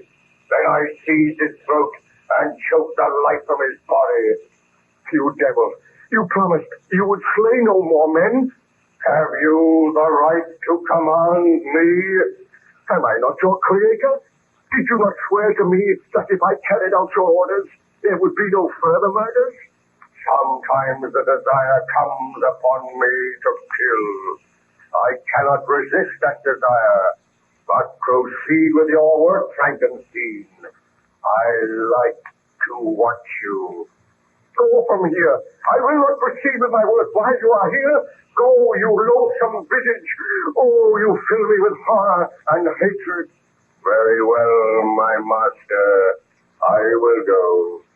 But I will not be far away, and I hope that soon your work will be complete. I bid you farewell. We shall meet again. Did the monster trouble you again that night, Baron Frankenstein? I did not see the monster again that night, but I sat in thought for many hours, realizing that my ghastly work was a great sin. Remembering the face of the monster as I had last seen it, wrinkled with ghastly malice and treachery. I was sitting there when dawn broke. My friend Chaval came in and found me. As soon as he saw me, he said, "Victor, have you been here all night?" "I haven't. Is your work complete?" "It is not complete, but I received a visit from the monster last night, and I know now that I cannot complete this work. I dare not make another fiend. I have not the right to do it." "What did the monster say? Did he threaten you?" "Yes. Do you not understand, Ernst, that if I create this female, there is no knowing that she will accept the monster as her mate? She might turn with disgust from him when she sees him amongst other men. She will also know and realize that he is hideous and deformed, and she may have the same murderous purposes. I dare not do it. I must not do it." "My poor friend, how can I advise you?" "Give me that iron bar. I feel that madness is upon me. I swear that I shall never complete this work. Give me that iron bar, and here it is. What will you do with it?" "You will see. I will destroy all traces of my work. Look, I smashed this lifeless form to atoms. Never will I resume these labors. As I smash this form, so do I defy the monster. I will find him. I will no longer fear his threats. I will destroy him just as I am destroying this work of mine. Look on me, Ernst. Victor, you are close to madness." "Yes, close to madness. See now what I have done. The monster shall never have a mate. Perhaps you are wise. I know that I am wise, but I know that my first creation still lives, and when he learns of this, he will vow hatred and revenge." The monster! Oh, he approaches the window now. I still have the iron bar. I shall destroy him as I destroyed the form that was to be his mate. Oh, the loathsome creature stands outside the window. Look at him. Yes, look on me, Frankenstein. Look on your creation, then look on the work you have destroyed. And I am glad that I destroyed it. Do you dare to break your promise? I left Switzerland after you. I crept along the shores of the Rhine. I have dwelt many months in the heaths of England and among the deserts of Scotland. I have endured unutterable fatigue, cold, and hunger, and now you dare to destroy my hopes. Your threats cannot move me. They confirm in me the determination not to create a companion for you. Do you think that I, in cold blood, would set loose upon the earth another monster whose delight is in death and wretchedness? I will kill you. Careful, Victor. I do not fear him. I seize the iron bar from his crown. Stand back, Frankenstein. Do you think you are to be happy while I grovel in the intensity of my wretchedness? I go now, Frankenstein. But we will meet again on the day that you are reunited with your wife. Remember that, Frankenstein. On the day that you are reunited with your wife, you and I will come face to face again. Will you not help me to kill him? I'll be here helpless. He stands outside the window.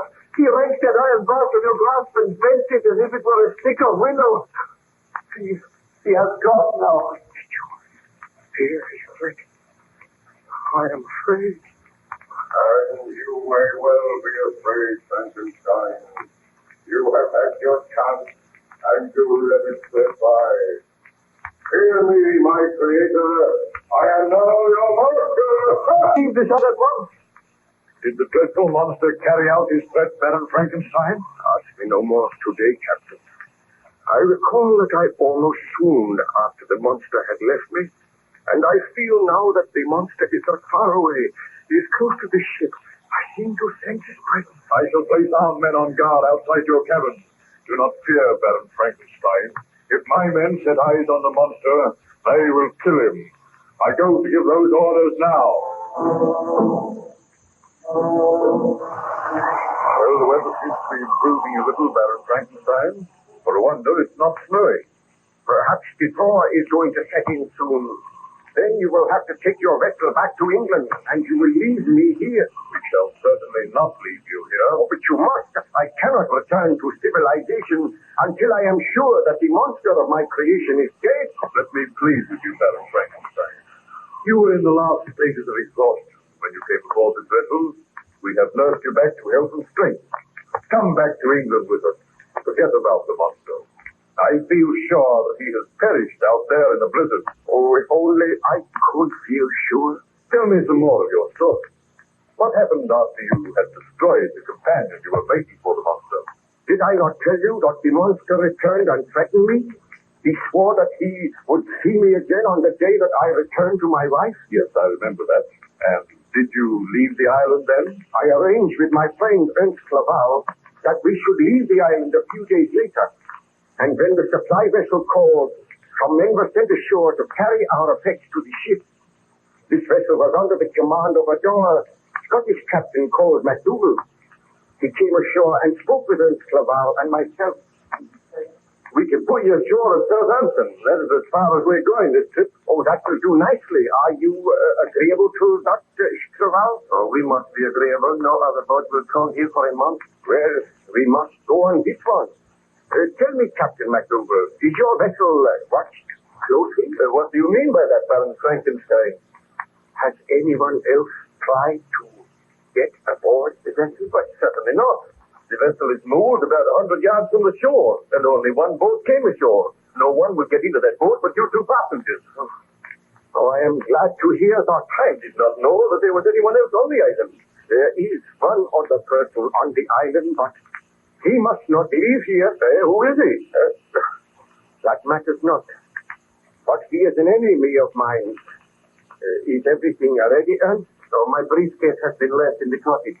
I will only detain you for a moment, Captain. I will go and get it myself. Very well, Herr Clerval. We will wait for you. Do not be too long, Ernst. I want to get off this island as soon as possible. Oh, I will only be a few minutes. Now, Captain MacDougall, I would like you to give your crew instructions to see that no one, bar her, Clerval, and myself, attempts to board this vessel. It is imperative that the monster should remain here.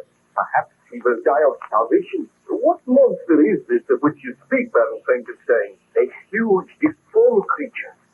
A murderer. A murderer on this island? Do not worry your head, Captain. As long as that creature is not allowed to board your vessel, as long as we keep a watchful eye, there is nothing to fear. I am hopeful that I will never see or hear of him again. But what? What does it mean? Call some of your men. Come quickly. Follow me. Tell me more, Baron Frankenstein. Had Ernst Clerval really been attacked? Together with Captain MacDougall, we hurried to the cottage. I flung open the door and dashed in, and then a dreadful sight met my eyes. On the floor in the far corner lay the huddled body of Ernst Clerval. I dashed over to him and said, This is the monster's work. Oh, Ernst, my friend, I should have known. I should have known. Let me see the man. Look at him, Captain MacDougall. He is dead. And look on those cruel bruises. Those marks on his throat. This is the monster's work. He has carried out his promise. For those that I love are to be slain. This is my punishment. But who is this frightful creature? Let me order my men to search for it. The island is small. We must find him. Yes, we must find him. Arm your men with firearms. Tell them to shoot on sight. But what does the creature look like? A cruel, evil monster. Much bigger than an ordinary man. With long, yellow fangs that show between his lips. A monster of hideous cruelty. Oh, he must be found and slain. But who is he? What is his name? He has no name. I created him. You created him? You created this monster, Baron Frankenstein? This is the truth. Go, man. Tell your men to search for this monster. Tell them to slay him. Leave me here with my friend Ernst. Will you be safe here? I will be safe, although I pray for death. Go, Captain. I beg that you strive to find the monster and slay him. I will gather my men at once. We'll search the island thoroughly. You had better return to the vessel as soon as possible, Baron Frankenstein. I will see you there. Oh, Ernst, my friend. The truest friend that man ever had. Had I but heeded your advice, you would have been alive today. But I sinned. I usurped the rights of God, and for that sin, I am paying dearly. Now I have lost my friend. I know that my life is in danger. Oh, Almighty Father in heaven, I know that I have sinned. I beg for thy forgiveness. I ask that I may live to avenge those who have died because of my crime. Hear thou my prayer, my Father. Now. Well, Baron Frankenstein, was the monster found on the island? Captain MacDougall and his men searched the island thoroughly, but there was no trace of the monster. He had not even left a footprint. Where he was hiding, I do not know, because later on I joined in the search, and I could not find him. At last, heartbroken and weary, I left the island, taking with me the body of my beloved friend, Ernst Laval. The vessel set sail, and in due time I landed at Southampton. Then I made arrangements to go home, and at last I arrived in Geneva once again. On arriving there, I found my wife eagerly awaiting me. She greeted me happily. Victor, oh, my heart is almost bursting with joy to see you again after all these months. Oh, my darling. Oh, Elizabeth, I am so happy to feel my arms about you once again. Let me look at you. Have you fully recovered from your illness? Have you forgotten the nightmares and the horrors of the past? I am well, Elizabeth. That is not the truth, Victor. You look drawn and very pale. I have had a long and tiring voyage, but I will be better soon. But what ails you? And where is Ernst? Did he not come with you? Ernst is not returning. Not returning? I left him in England. He sent you with his love. That is strange. I thought he would come back with you. Oh, do not question me now, Elizabeth. I am tired. But tell me of yourself. Have you been happy here? Oh, how could I be happy while you were away from me? But I looked forward to the day when you would return. Have you seen anything of the monster? Not a sign. I am living in hopes that he had failed, that we will never hear from him again. Have there been any reports that he has been around here in the last few days? Why did you think that?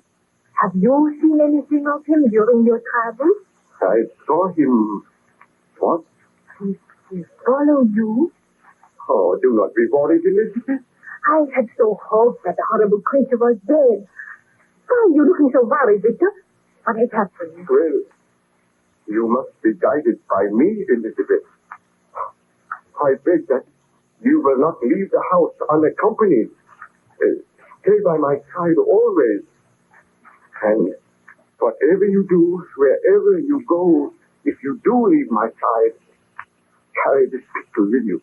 A pistol? But Victor, what is it that you fear? What is it that I fear? Don't you know? I fear that the monster may return. I know that he is not dead. You know that he is not dead? I told you that I had seen him. But why should you think that he will attack me? Oh, please do not question me now, Elizabeth. But do as I say. Promise that you will not be alone for any length of time. And if you hear anything which frightens you, promise on your word of honor that you will call for help at once. But do you think that that will be necessary? Oh, it is necessary. And please always carry that pistol with you. Do not hesitate to use it if necessary. This is most alarming. I wish you would be frank with me, Victor. Tell me why you think the monster will attack me. He is a blood-crazed inhuman creature. We must be on our guard. We must try to kill him before he does any further damage. Any further damage? Has he committed another murder since you left here? Oh, can we not talk of something else, Elizabeth? I am so worried, so terribly worried. The mere mention of the monster upsets me. And I thought that this holiday would help you to recover, and you would come back well and strong. But you seem worse than ever. I have never seen you show such fear. Well, I cannot help it. Oh, but be of good heart, Elizabeth. While I am here, I shall protect you. And if the monster comes, I swear he shall die. Why should you think the monster will come? Well, he threatened to come on the day that you and I were reunited. But I hope that he is on that lonely island in the autumn. I do not think he can be here. Victor, you hear that? Yes, I heard it. The monster's laugh. He has returned. Oh, Elizabeth, I am afraid. Proceed, Baron Frankenstein. Did you see anything of the monster that day? Oh, I'm afraid I cannot tell you any more now, Captain. The telling of this story has tired me. Please, go and leave me in peace. Very well. I will note what you have told me in the journal, and I will return to you when you feel more rest. Perhaps you would care to have another look through my journal, Baron Frankenstein. You may desire to make some further corrections. If you will leave your journal here, I will go through it, Captain Walton. Looking through the porthole, I notice that the weather is improving. Yes, it is noticeably warmer, too. I think the thaw will set in at any day. Then at last we can proceed on our journey to England. I trust you will be accompanying us, Baron. I doubt it. Strange that neither you nor your crew have seen any sign of the monster. Let us trust that the monster no longer lives. I must make sure before I return. I think that very soon I will be able to go up on deck. I am feeling so much better. The surgeon says that within a few days you may be able to go up on deck. Now, would you care to tell me some more of your story? Or let me see your journal. I was telling you how I returned home to my wife. I was afraid to tell her of the death of Ernst Clerval, and I was terrified that the monster would keep his promise and appear on the day that I was reunited with Elizabeth. While we were talking, we suddenly heard a ghastly laugh, and I knew that the monster had kept his promise. Elizabeth clung to me in terror, and I said, "Now, Elizabeth, you understand why I must guard you carefully. The monster has returned, and he has designs on your life." But I thought that he had promised never to take another human life. He did not keep his promise, nor did I keep mine. He is outside the door, Victor. What can we do? I will lock the door. We are safe in here. I am terrified. I have kept my promise, Frankenstein. You broke yours to me. It seems that my Creator can make a promise and break it, but I do not break promises. Have you sincerely mourned the death of your friend Ernst Clerval? Clerval? Is he dead? I will explain later, Elizabeth. I am going now, Frankenstein, but I will not be very far away. Not very far away. Victor, what can we do? I will arrange for a bodyguard to come to the house. We will make plans to slay that foul monster. Tell me about Ernst Clerval. Well, I was trying to keep the news from you. Ernst has been killed, murdered by the monster. Oh, Elizabeth, are we to spend the rest of our days in fear and terror? Am I never to cease to suffer because of the crime which I committed? I will carry this pistol, Victor, and we will take every precaution to try and protect ourselves. Oh, the monster will not kill me. He desires me to live on and suffer. Oh, but I am afraid for you. Tomorrow, you shall leave here. You will go to England. Think not that the monster would follow me, or I am safer with you, Victor. We must not be parted again. Oh, it is my fault that we are suffering all this misery. We have each other. We must do all in our power to rid the world of this foul creature. I will send a message to the burgomaster at once. I will ask him to send his best man here to act as a bodyguard, and together we shall plan to bring about the downfall of the monster. You must send one of the servants with a message at once. Oh, Elizabeth, until that monster dies, we are to spend our days in terror and abject misery. Let us pray that we shall escape with our lives. Well, Baron Frankenstein, did the burgomaster send someone to protect you from the monster? A man called Fabian was sent to the house. He took up his quarters there, and he acted as our bodyguard. But I assure you, Captain Walton, that my wife and I experienced misery, terror, and suspense such as is known to few mortal beings. Every footstep, every sound caused us to start. We were prisoners in our own home. Still there was no sign of the monster. There came a day when I sent for the man Fabian. I discussed with him the best plans for finding the vile creature which was endangering our existence. When Fabian came into the room, I said, be seated, Fabian. Tell me, where is the Baroness? She has gone to her room to rest. I saw that her door was locked, Baron Frankenstein. Do you think we need an extra bodyguard in the house? Well, it might be advisable to have another man here. Fortunately, we are all armed. The Baroness never goes anywhere without her pistols. And you and I carry 2 pistols. Do you think the monster is somewhere in the ground? I have had the ground searched each day, and still there is no sign of the monster. I do not know where he can be. Let us send a message to the burgomaster and ask him to send another man here. We will do that at once. I feel that we will receive a visit from the monster at any time. And if there is an extra man here, we will have more chance of overpowering and killing the creature. I will give the message.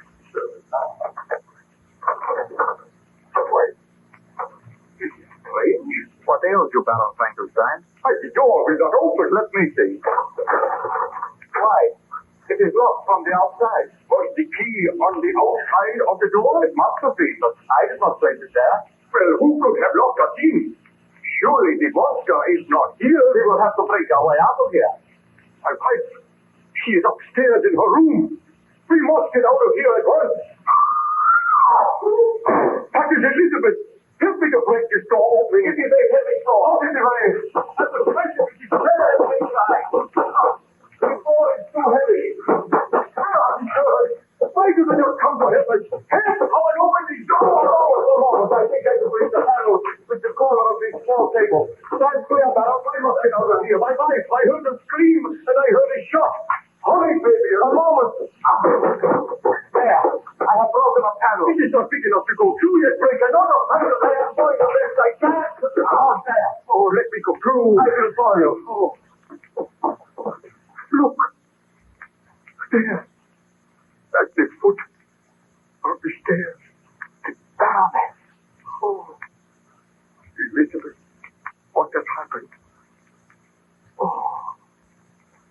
Look at the marks on her throat. The Baroness is dead, choked to death by the monster. He kept his promise. Oh, look. The pistol lies there by her side. She must have fired it to try to save herself, and we were too late. We were locked down in the library. I must go for help at once. Oh, we are helpless. No one can prevail against the brute which I created. He swore to kill my wife, and now he has kept his promise. Oh, listen. You are distressed in the telling of this story, Baron Frankenstein.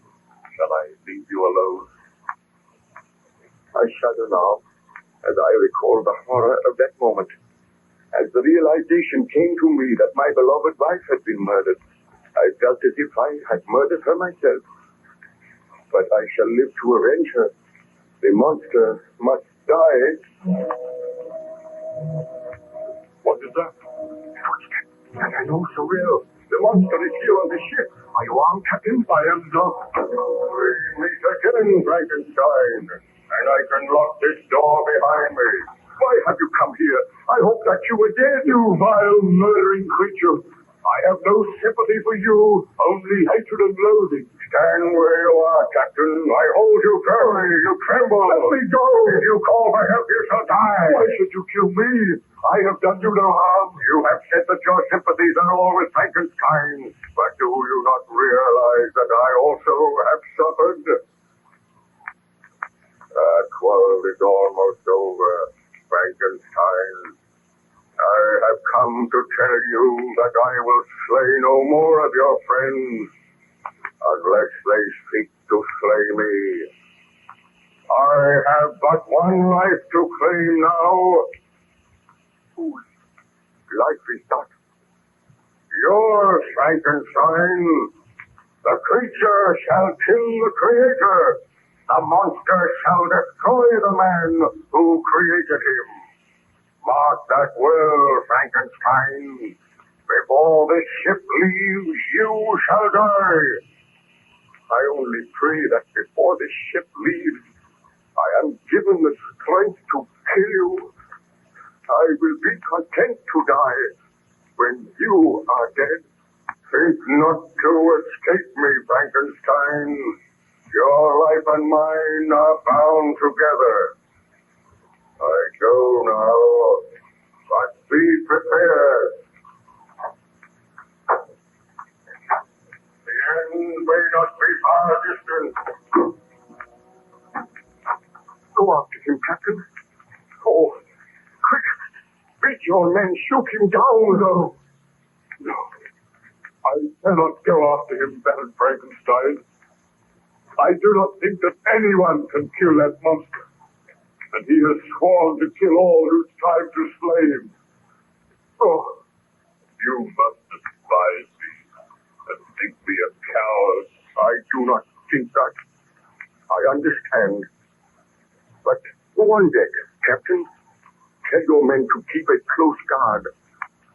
And whatever you do, see that the officers are armed. And carry a firearm yourself. Then return to me and I will continue my story.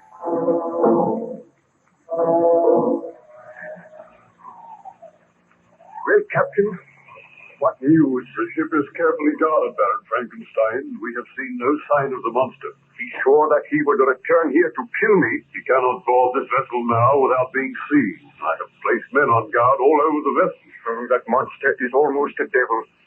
You do not know what he can do. I must apologize to you because of the abject fear which I showed yesterday. You need not apologize, Captain. All men show fear when they see the monster. I am his creator, and I am afraid. Did you say that the monster is impervious to bullets? I did not say that. He has certainly been wounded twice, but he has recovered. He is so strong. Well, if we have another visit from him, it shall be his last. I swear that we shall kill him. I hope so. Do you feel you are able to tell me what happened after the death of your beloved wife? Well, the bodyguard Fabian and myself found my wife's body at the foot of the stairs. I picked the body up tenderly and bore it to another room while Fabian went for assistance. I looked at the still form of my wife Then I knelt down and prayed. I pray that I be granted life, so that I may destroy the monster which I created. Has not my punishment been enough? Have not others suffered because of my sin? When will my suffering cease? Oh, Elizabeth, my beloved wife, I will live to avenge you, and to avenge those who have died because of my evil work. I kept my promise, Frankenstein. What? You here? You cannot move. The creature is stronger than the creator. I hold you fast. Oh, so great is my hatred that it gives me strength. I shall free myself. I shall kill you. Hear me, little man. I despise you. Let me go. Let me go. Let me go. Hear me. Did you not condemn me to a life without a mate, without a companion? Did you not create me and make me an object of hatred and contempt? Now all men are against you. They know that you created me. They know that you have brought misery to others. Therefore you will become an object of hatred and contempt. You are now without a wife. I killed her. That is her still body lying on the bed. Suffer now as I have suffered, Frankenstein. Oh, if only I had to kill you. You have not the strength. In your foolishness, you have made your creature stronger than yourself. My work is done now. I am leaving here. I cannot make you suffer more. I know that every man's hand will be against you, and you will be an outcast just as I am. Where are you going? Who knows? I shall wander the world. Mayhap I will find someone as hideous as myself. Someone who will be a companion to me. Wherever you go, I shall follow you. If it be to the ends of the earth, I will not be content to rest until I have destroyed you. Have a care that I do not destroy you. I could do it now. Feel you, my fingers about your throat. All right. Why do you not kill me? It would be a merciful release. But I should not die happily, knowing that you still live. You shall live on. You shall suffer as I have suffered. Mayhap we shall meet again. We shall meet again, I swear it. But tell me, have you the powers of evil? How is it that you were able to find us? How is it that you were able to get into the house? I laughed as I watched you searching for me. You did not think that I could find shelter on the roof, that I could lower myself into the window of this room. Your wife slept. But she heard me as I came through the window. She started up and seized her pistol. She fired, but her aim was wild. She did not struggle much, Frankenstein. Then I took her body and hurled it down the stairs. You have been at the roof all the time? I have. Oh, Frankenstein, I have difficulty, but why? The monster! Shoot him! You shall not kill me! Oh, he's off my arm side! Let me go now! He's choking me! Oh, let the man go! Do not kill him! He shall die! All my enemies shall die! Do not approach Frankenstein! With one hand I can slay this man! With the other I hold you at bay! Oh, do not kill that man! He shall die! It gives me pleasure to make men die! One man gave me life, but I have given death to many. Help! Help! The man struggles for a weaker Frankenstein. You cannot aid him now. I hurl him aside. And thus another of my enemies has died. I hurl you aside, and I say farewell. Seek not to find me. My work here is done. Oh, come back. I must have further speech with you. I must find some way to make peace with you. You will have peace if you do not strive to follow me. What happened, Baron Frankenstein? Did the monster make his escape? He climbed through the window, and with surprising agility scrambled onto the roof. I could not go after him, but I called for help.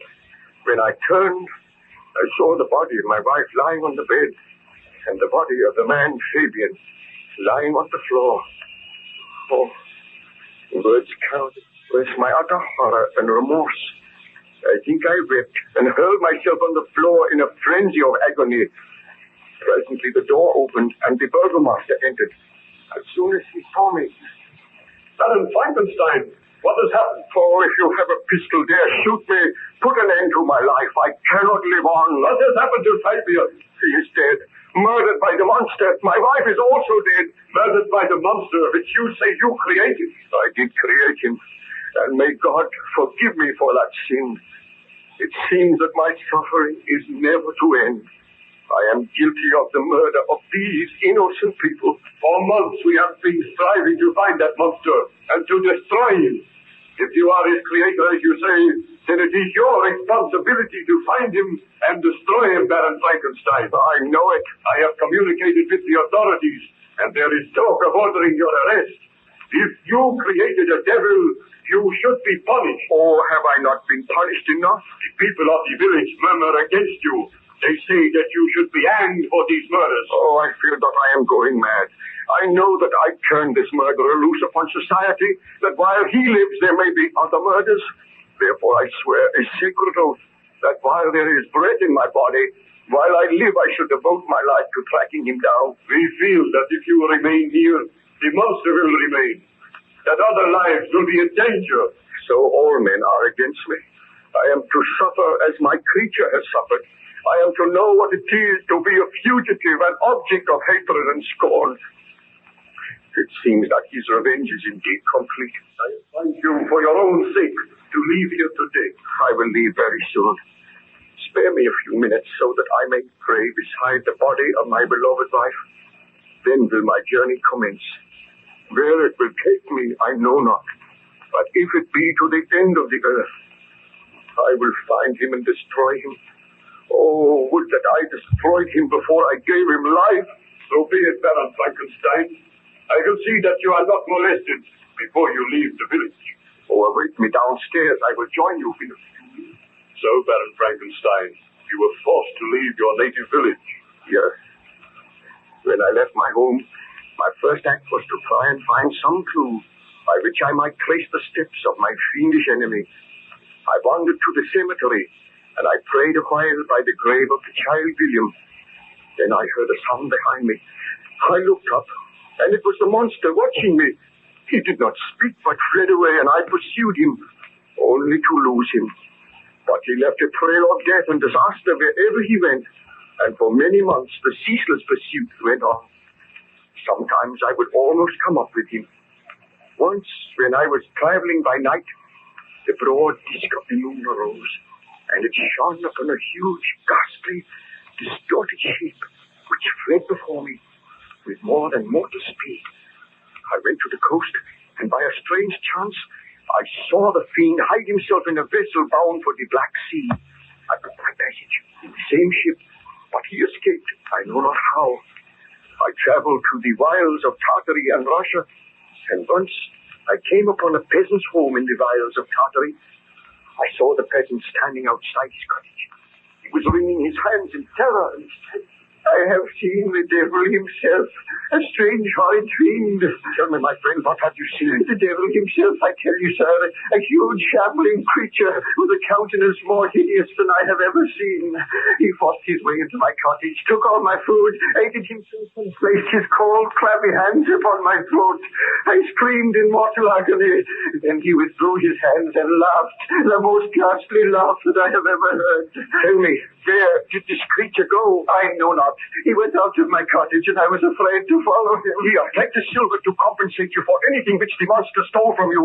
I must be close to him. I feel my search will soon end. Oh, that laugh again.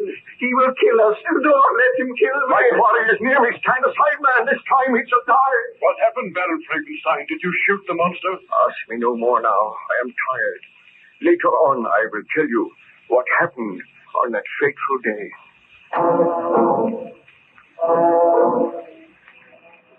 Baron Frankenstein, our journey through wood is commencing. The ice is breaking up. There are several patches of water around the vessel. Very soon we'll be underway. I must leave the vessel at once. I know the monster is still alive. I cannot let you leave, Baron Frankenstein. You know that. You have no power to keep me here. Well, we are not making very much progress as yet. and I would sincerely like to hear the remainder of your story. I am writing it all in my journal. Well, I was telling you that in the wilds of Tartary, I encountered a peasant who was terrified because he had seen the monster. And when you were seeking to comfort the peasant, you heard the monster's laugh. Yeah, I drew my pistol and moved towards the door. To my surprise, the door opened and the monster appeared. My surprise was so great that I hesitated for a moment, and that hesitation was fatal. With incredible swiftness, the monster advanced and wrenched the pistol from my hand, and then he said, "It is time that you and I spoke again, Frankenstein. You seem to have the powers of evil. Always you flee before me. Am I never to kill you? Shall I kill this peasant, or will I bid him begone? I do not wish him to hear what we have to say. Go, fellow. Do not return here for some hours." Because you are my creator, so should you be my friend. We are both outcasts now. Can we not also be friends? I have thoughts just as other men. If I had a friend to whom I could speak, and who could read to me and teach me many of the ways of the world, perhaps I would find some strange happiness. You cannot return to your world, Frankenstein, but you could find loyal, faithful, and honest friendship with me. You have murdered my wife, my friends, and made me an outcast in this world, and yet you dare to ask for friendship. Is your life happy now? I have never known a moment's happiness since I created you. And I have never known a moment's happiness since I was created. Do you not owe it to me to give me some peace and happiness? To give me friendship? To give me your ideas? I owe you nothing but hatred. Was it my fault that men shrink from me and strive to kill me?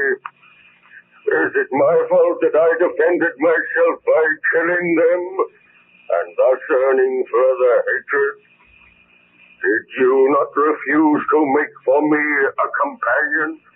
I could not bring myself to do it. And because of that, my rage knew no bounds, and I slew all whom you held dear. Now it is over.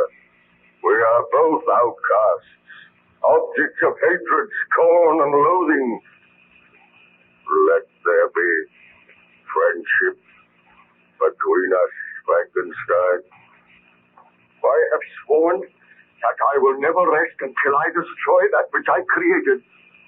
Mayhap I am to blame for many of the sufferings which you have endured, but the sin was mine. I created you.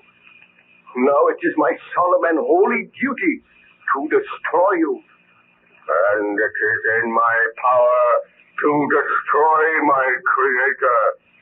You may destroy me. I will, but not until you have experienced further suffering. You must pursue me. You must live the same lonely life as I live. And perhaps I will receive a strange pleasure knowing that I have made my creator suffer. And perhaps I am receiving a strange pleasure knowing that you are paying for your sins, knowing that all men are still against you and will always be against you. But I admit the crime was mine in giving life to you. And my only purpose in living now is to end that life. Mayhap you will never end it. Farewell once again, my master. I offered you my friendship. I offered to live at peace with you, and you refused. Why should a man hate that which he has created? That is one of the things I will never understand. Farewell, Frankenstein. Until the next time. Did you pursue the monster that day, Baron Frankenstein? Well, he made his escape with incredible swiftness, and I set off after him. The search went on for many months, and the monster seemed to take pleasure in leading me on. Sometimes, indeed, he left marks in writing on the barks of trees or cut in stone that guided me and instigated my fury. I pursued my journey to the northward. The snows thickened, and the cold increased in a degree almost too severe to support. On and on we tramped, and occasionally I was rewarded by a glimpse of my deadly enemy. I realized that I was being led towards the frozen wastes of the north, and I procured a sledge and dogs, traveling across the icy wastes and occasionally finding clues of the inhuman devil which I had created. Then I lost him, and for a while I despaired of my own life. My dogs died. I wandered through the snow and the blizzard, gradually finding my way to this ship, where you gave me your kindness and hospitality, Captain Walton. A strange and dreadfully tragic story, Baron Frankenstein. The story is not over yet. You know now why I cannot return to England with you. There is no place for me in the haunts of men. I must kill the monster, and then I will be content to die. Who is there? Mr. Boyd, sir. The vessel is beginning to slip. The ice is breaking more rapidly now, Captain. I think you had better come up on deck. Very well, I shall come up now. I must leave the vessel. Make arrangements for me to be put ashore, Captain. You cannot leave the vessel, Baron Frankenstein. That would be madness. I must. You realize that I cannot let that monster roam about killing people at will? You must excuse me for a moment. You will be safe here in your cabin. You are not yet strong enough to leave your bunk. I will return and discuss the matter with you later. Come, Mr. Boyd.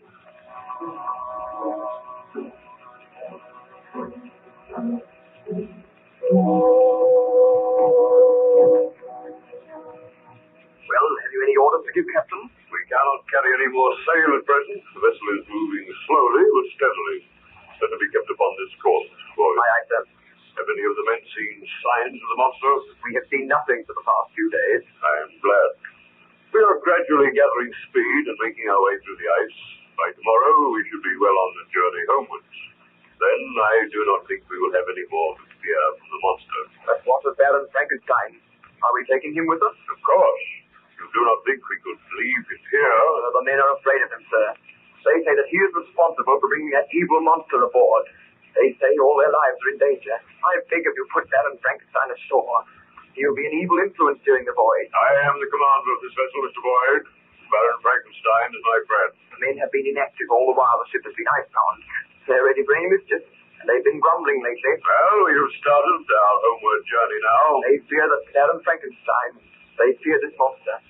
They say that the Baron must be put ashore. And I refuse. You do not know Baron Frankenstein's story as I know it. That man has suffered. Admittedly, it was through his own sin. But he could not have realized what misery he was to bring into the world and into his own life. He has suffered enough. And I say that he is to stay aboard this ship until we reach England. If anyone attempts to harm him, they will answer to me. But what if that monster comes aboard? What if it means loss of life? All the officers are armed. If the monster comes aboard, we will shoot. It would be easy for the monster to come aboard. There is ice all around the ship. There is water on one side of the ship. We can watch the icebound side. And what if the crew mutiny? If the crew mutiny, they will be dealt with.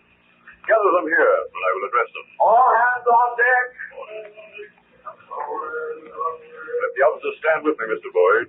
So far, this voyage has been a success, and will not be marred by any signs of mutiny on the part of the crew. I was only trying to do my duty in telling you what the men felt, sir. I am aware of that, and I am going to deal with the men. I assume I have the loyalty of the officers. We will obey you, sir, but we are afraid of this monster. If you will remember, he once attacked me. I do remember that. All hands on deck now, sir. Men, it has been reported to me that some of you are showing signs of discontent.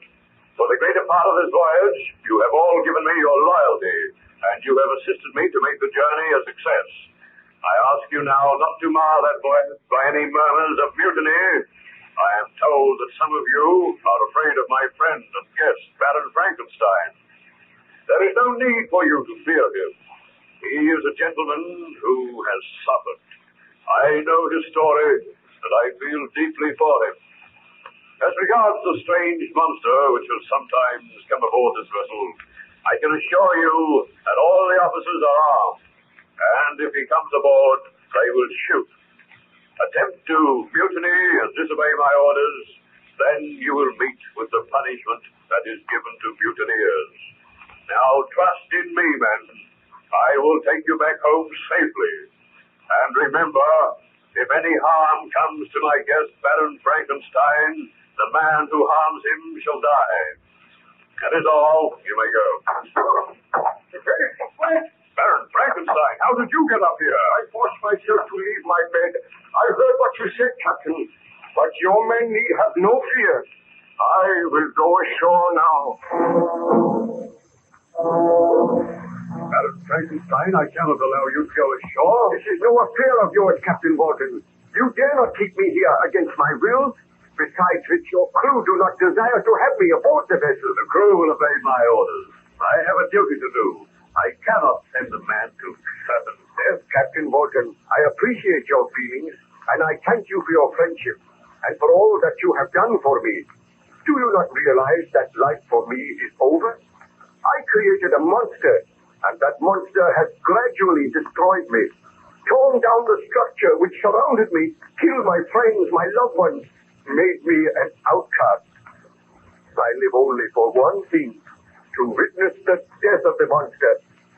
If you take me back to civilization against my will, you will be condemning me to torture, knowing that all men hate and despise me because of the crime which I committed. I am already destroyed, although there is life in my body, and that life cannot be extinguished. It must not be extinguished until my creation has been destroyed. Now I beg of you, let me go. We shall not meet again. Very well, Baron Frankenstein. The choice is yours. You may leave this ship. There is still ice for you to walk across. I will have a rope ladder lowered at once. But I shall always feel it on my conscience that I deserted, left you here to perish in the white waste of the north. For me, death will be a merciful release. So go, Captain. And when you return to England, you may publish the notes in your journal, so that all may know that it is folly, that it is a grave sin to usurp the rights of God. I have suffered as men have seldom suffered, and when the monster dies, then shall I make atonement. To the members of your crew, I also say farewell.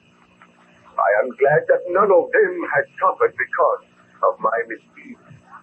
Now I must... He's correct. I knew he had not the strength.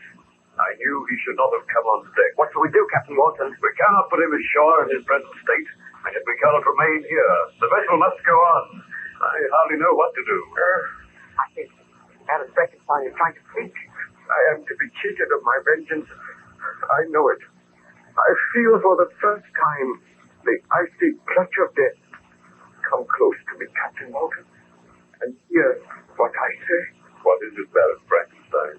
Should you see the monster again, get your men to fire and shoot to kill. I promise you I will do that. But we may never see the monster again. I must not die, leaving him alive, leaving him to wander the earth. It is not fair. Oh, this is indeed my greatest punishment. But you may not die. Let me give orders that you are carried down to the cabin. There we will seek to revive you. Oh, it is too late for that. Even now, all grows dim. Oh, God, forgive me for the great sin which was mine. Let no others be punished because of my folly and my pride. I have suffered because of my ambition, and I have paid the penalty. I go now to join my beloved Elizabeth, my friends, and I beg thy forgiveness. O Lord, that which I created has destroyed me. Now I go to my Creator, hoping for his abundant mercy. Is there anything we can do for you, Baron Frankenstein? Nothing, Captain Walton. Save to keep a close watch for the monster. I commend my soul to God, and I beg that you consign my body to the dark, black waters. That is the only favor I ask. I am coming, Elizabeth. All these long and weary months have passed, and soon we shall meet again. Oh, Elizabeth, my loved one, I long to be with you.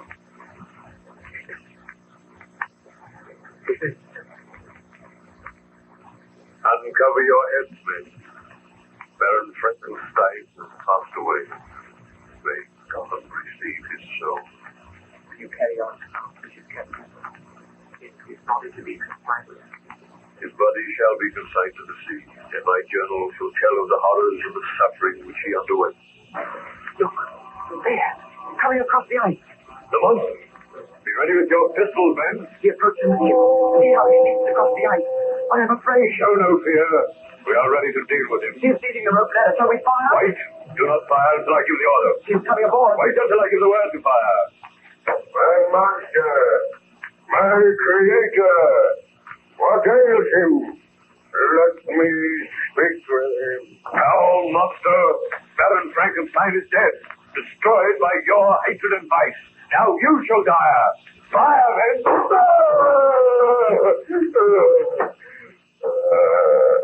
You would destroy me. The blood pours from my wounds, but I still have life. Let me look on the body of Frankenstein. Shall we fire again, Captain? No, wait. Frankenstein, you are dead. Victim of my hatred. Victim of your own selfishness. Oh, Frankenstein, I am filled with remorse, and yet soon I am to die. They have dealt me mortal wounds. Frankenstein, my creator, I mourn for you. You say you mourn for him, and yet you drove him to his death. Your diabolical vengeance destroyed your creator. Think you that I do not deserve your sympathy? I swear that after the murder of Clerval, I was heartbroken and overcome. I pitied Frankenstein and hated myself, but I discovered that he still sought for happiness, while I, his creature, could live on in misery and loneliness. Men have forced me to murder. Loneliness has made me bitter, and now he who gave me life is dead. I swear I was not born to hate, but men turned from me, and my creator would not aid me. He offered you death. Does any man seek death while he may yet find happiness in life? Frankenstein welcomed death. He thought only to live so that he might destroy you. There lies my creator, white and cold and dead. You hate me. All men hate me, but your hatred cannot equal that which I regard myself. I once sought the friendship of Frankenstein. Should there not be friendship between the creator and his creature? But because he is dead, so shall I die. Bid your men not to fire on me again. You can see that I am mortally wounded. Tell me, what was Frankenstein's last wish? His last wish was that his remains should be consigned to the sea. His last wish shall be carried out, and I shall carry it out. Look you over the side of the vessel. See you not that deep black pool of water? That shall be the grave of Frankenstein and his creature. With my last remaining strength, I raise his body in my arms. And creator and creature will lie in cold death together beneath the dark, unfriendly ocean. He has taken the body, Captain. Shall we shoot him? No, he is soon to die. Let us watch. I am about to leave this world, and you are the last of humankind who will ever behold me. Even now you shrink from me with horror and loathing, and him whom I hold in my arms gave me this hideous form condemned me to a life of loneliness. Yet he was my creator, and instead of loving his creature, he hated him, sought to destroy him. So I sought vengeance on all men. I turned against him who had given me life. Let every man learn of this story. Tell them the truth. Tell them that the hideous, diabolical monster from which whom all men turn had feelings just as other creatures. And by those feelings, so was he forced to wickedness and crime. Frankenstein, my master, that which you created, is now to be destroyed. With faltering strength, I carry you to your last cold, unfriendly resting place. Did not kill him, Captain Walter. No, he goes to his death of his own free will, and now in some strange way I feel sorry for this monster. He has excited my pity. I will not live, but Frankenstein goes with me where I go. I led him across the world, the creator following his creature. Still I am suffering. Still I know remorse because Frankenstein is dead. But I know the suffering which I feel now will soon be ended. Watch and rest assured that I die. Come, Frankenstein. I hold your cold body fast.